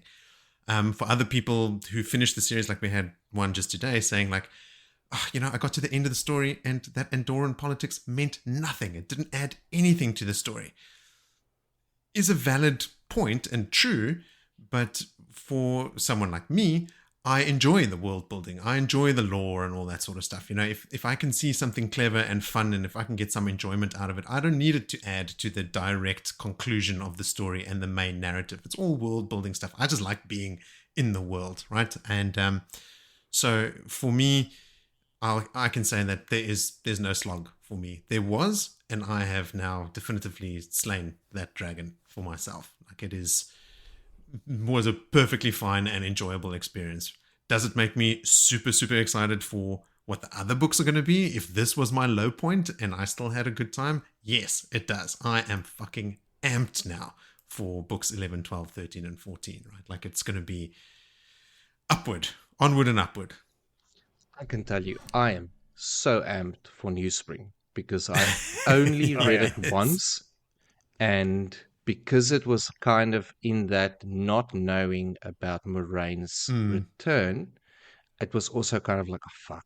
You know, this feels a little bit out of place. I also have negative thoughts. Like about negative. It. I had a negative experience in reading Same. it, and I remember going through it very fast. Like, I think it was maybe a week, and in a teenage, I call myself a teenager back then. I was in my 20s, but I was still 12. Just an older teenager. Yeah. I went quickly through it, and I was like, kind of, what was the point of this? It wasn't bad. It's just I don't remember much of it because none of it played into it, not knowing that it potentially plays into a much bigger part of the story, which, as we're doing it now, flying through it, because we go and we really cover it off as quickly as we can, I suppose, and then end up spending a great deal of time arguing about it afterwards. I'm pretty sure we're going to pick up on a lot of public things forum. in a very public forum with people writing in telling us, yes, you are right. No, you're out of line. We're asking people to comment on our argument. All right, so Willie and I have bloviated now for quite some time, and Jody, you have quite calmly sat there and laughed at us. I couldn't get a word in edgewise. No, you couldn't. I tried. I've got some thoughts that are just in the back of my head, trying to just hold on to them. Oh, please, so I God. don't get them. No, it's just, I think it's two things. There may have been more, but they've been lost since you've been bloviating. Moritz, I think perspective, in your case. You've read this book. When did you read this book? Sitting on the deck of your brand newly built dream home in summertime while on holiday. Yes. Your environment makes a huge difference to the way you enjoy things. Agreed. Willie was reading this bit by bit, going through hell at work, torment, sitting in traffic, listening to audiobooks, like completely different, surrounded. Like his surroundings were completely different. So I can understand that. In my personal experience, it was more towards Willie's side, but not like I was not looking forward to reading this book. But as a whole, when I look back, it's not so bad. No. Like it's not as bad as I imagined it was many years ago. So that's said. And then something Willie said. He was talking about the reason for this and why is it so bad that there must be a reason. And what you were saying is like, I'm just trying to wrap my head around what you're saying. Is were you equating our experience with reading this book as how the Ashaman are feeling that no one believes them, that the source is cleansed? Is our frustration a parallel to their frustration? I'm trying to find, like, in order for me to have this belief that it is a method of writing to bring the reader down and despondent and but I mean specifically one of the things that I could tie it to is the very bad way that firstly the cleansing was handled and dealt with in terms of it being off page and very seldom referred to through the last whole book. And still in all of that happening, that we haven't really touched on the cleansing and the Ashaman and the madness. Yeah. Because forget the Ashaman. It's not really about just the Ashaman. It's about Rand and the madness. Rand he can't go mad. Because if he goes mad, we want the good guy to win. Yeah. We want him to be there for the final battle. And that is the biggest thing that I would put my link to is, it brings us down, in a sense, making me feel mad a little bit. Right. But that's the most egregious thing is the cleansing for me. Like, I agree with you on this. Like, we didn't talk about it in book 9. It was one chapter. Off page. One shot done. Like, everyone page, and then book 10 refers was to it. all of this stuff that means nothing in the end, and nothing was discussed about. It's like when you finish book 9, you think, okay, he's not going to talk about the cleansing, the greatest event in the history of Rand in the last 3,000 years. Must be in book 10, and it's not in book 10. It's actually never really investigated or explored. That's not true. Really? When? Sardine itself, maybe not. But like, all the talk about like the Forsaken weapon, and now we need to have talks with the Black Tower so that we can link with those guys so we can fight what this weapon is. Yeah, but that's Everyone all, is scared of like, what is this huge event? In fact, Willie, you were saying like, now we read about the event again as someone else No, senses I'm it. not Like, the event. It's all people's It's that we know this incorrect happened, assumptions of what the event but was. Not there's the actual no event. wrapping up of that event and the and I don't think it's gonna massive come. effect No, that it it's has not. in the whole story. no, which is drama, right? Like that's the tragedy that this wonderful thing has happened and no one will believe it. Is that the intention of the writer? We have been browbeaten with how stubborn people are and how they hold on to beliefs that are patently untrue.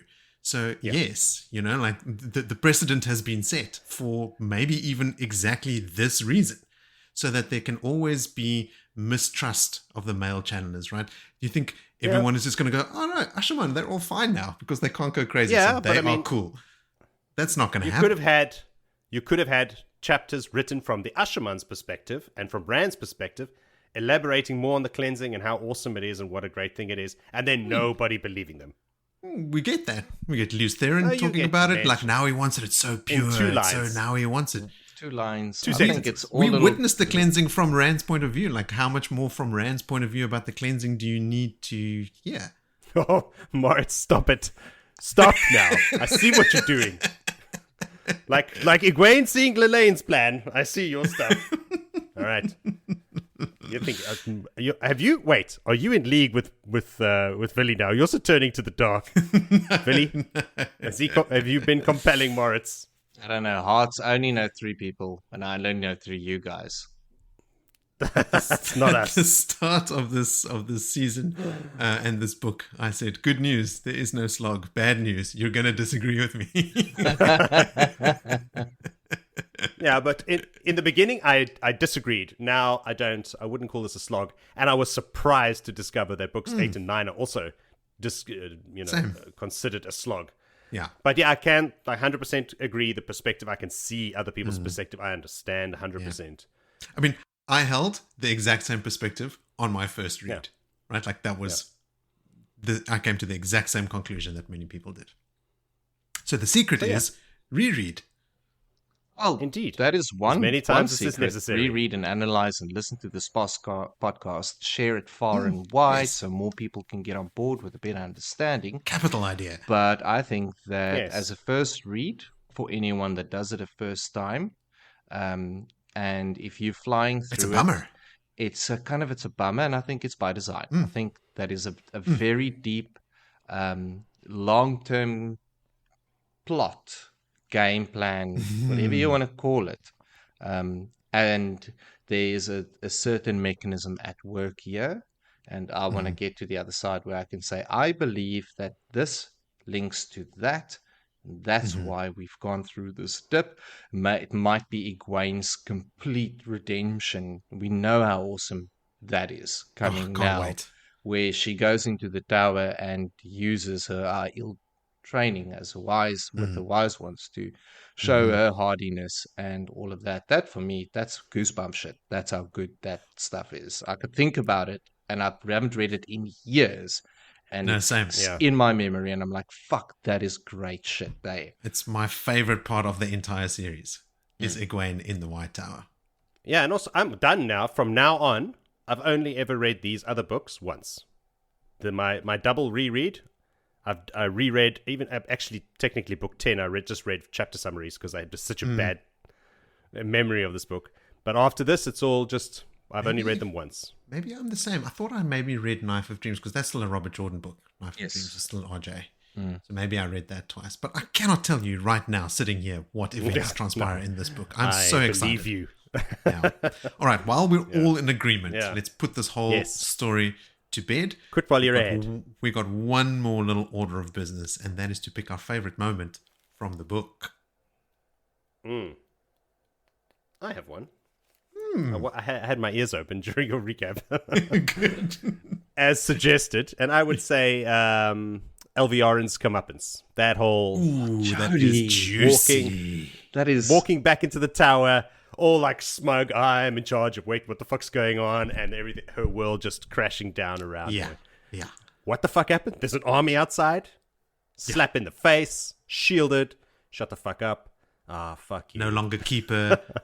Yeah. No longer. Keeper. Oh, marked by the Dark One. That's not a blessing. That's not a good thing. How did that go for Masana? Not great. Yeah. No, that is a good one, Joe. How about you, Vil?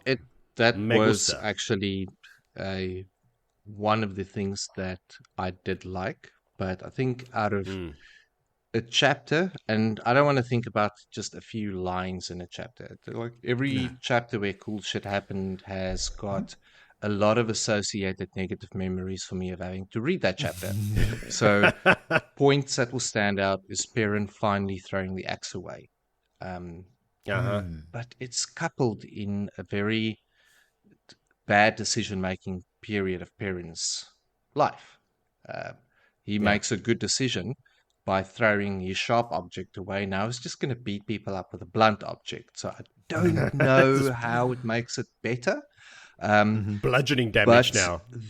When I talk about a chapter, and this is not a specific chapter, it is I think it's just a point of view in the chapter, and it is where Shadar Haran and Masana have their run-in, and is it Alviaran that's privy to it or witness to it? I can't remember. Yes. But that whole treatment and everything that goes down there, it's kind of like one of those bits in the book that you read and you get reminded that the Forsaken are dumb, but the Dark One is not. And he does have other tools to his disposal. Because the downplaying of the Dark One, the negative elements of that they have to fight against, it kind of gets washed out. You don't often see a big victory, and yes, they're always the Forsaken or the Chosen, whichever way you look at it. They're there pulling their little strings, and then they get bested, and they get bested, and they get bested. But to be reminded that there's the hand of the Dark One there, and what he can do to the Chosen at will and as you wish, and written badassly.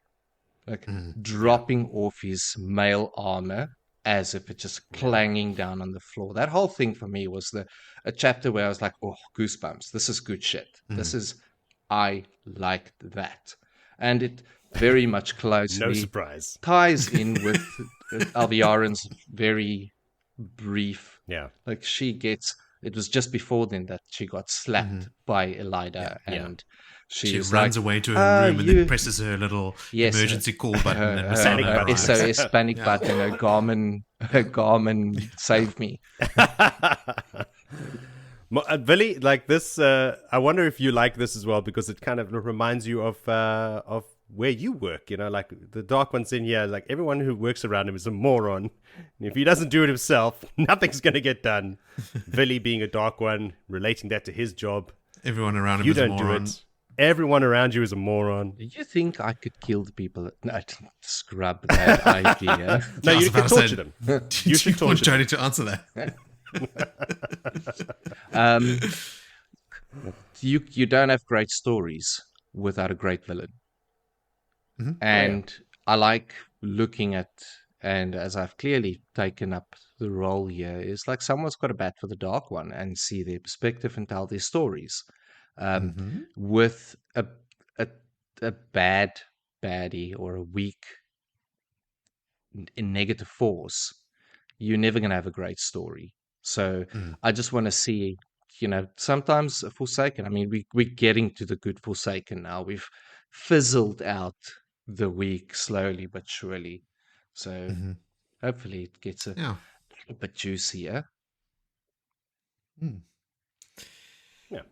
Okay, so my favorite moment for the book is it's tough, right? There's nothing epic that really stands out to me. I think the two sections that I enjoyed the most, the first was actually Rodel Iteralde. And seeing the seeds for his plan being planted. But I think even more than that, a whole chapter, and maybe, I think it's just the one chapter. But the one, this is going to shock you, from Furyk Karede, when Almarat Moore comes to his study. And Furyk, because you get the cool backstory of how loyal he's been to Tuon. He's asked to look after her, like his own family was killed, and and the house burnt down, and he had a little doll that he gave to Tuon, and she kept it for such a long time. And it's abnormal for someone to ask for that assignment over and over again. So you get a real sense of like his sense of loyalty. The fact that he makes Elmarat more nervous, like Moore is sort of like sweating, and like he looks a bit. He's just really, really nervous around Karede, who could kill him at any moment. And then, like, on top of that, he's got this, like, crazy mountain manservant, Ajumbura, or whatever his name was, the guy with the cup that's made out of a wine human out of a skull. And, like, Karede is doing it. Like, he didn't realize, he's got Ajumbura's cup, but okay, like, it'll throw more off even more. He's drinking from that, and then he assembles that force of, like, Ogier gardeners, Damane, and Seanchan soldiers, and he's now going to head off and go find Tuon. That's true. No matter what. I enjoyed that chapter, and I am surprised as whole everyone else. Good chapter about as well. A Seanchan. Yeah, all the undercurrents in that chapter, all the subtext. It was nice, well written. You even get a hint there about the plans from was it High Lord Yulan or something is making plans for the White Tower, and Almarat Moore sort of like hints at it, and he goes, the more people that know about a plan, the more likely it is that the plan is going to fail or that it's going to come out. And that plan is about attacking the White Tower. So that Drakkar, or quote unquote Drakkar that Egwene thinks she sees, could very well be a Raken scouting out the area. It's 100% a Raken. There's no two ways, because at that point in time, Egwene makes dumb decisions. So she's like, I'll just dismiss that to be, she was captured by the Seanchan. Like, come on, girl, think just a little bit further. I'm surprised her mind first didn't go to Raken. Yeah, immediately. Interesting. Yeah. Maybe she thinks it's so far beyond the possibility that, the Seanchan would be this close to the White Tower already. But I mean, she's had dreams about it. It's put into words. It is very much put into words. Like, no, forget about it.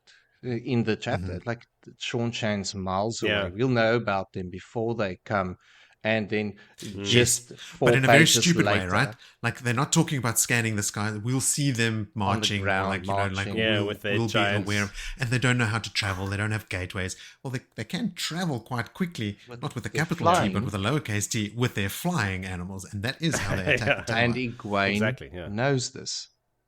That for me is okay. No. This is a 4-hour podcast. They can't. They've got to be flawed, right? Well, I mean, the characters are all going to make dumb decisions multiple times, and they do. The combination of a lot of dumb decisions and things, and it just brings you down. Like, you should have known better. I'm not angry. I'm disappointed in her. Okay. All right. Let's leave it there then. Right. So, to our listeners, send us your favorite moments, your thoughts and your theories, your corrections, or just say hello. You can do that by going to bloodandashespodcast.com and leaving a text or a voice message. Otherwise, there are social media links in the episode description below.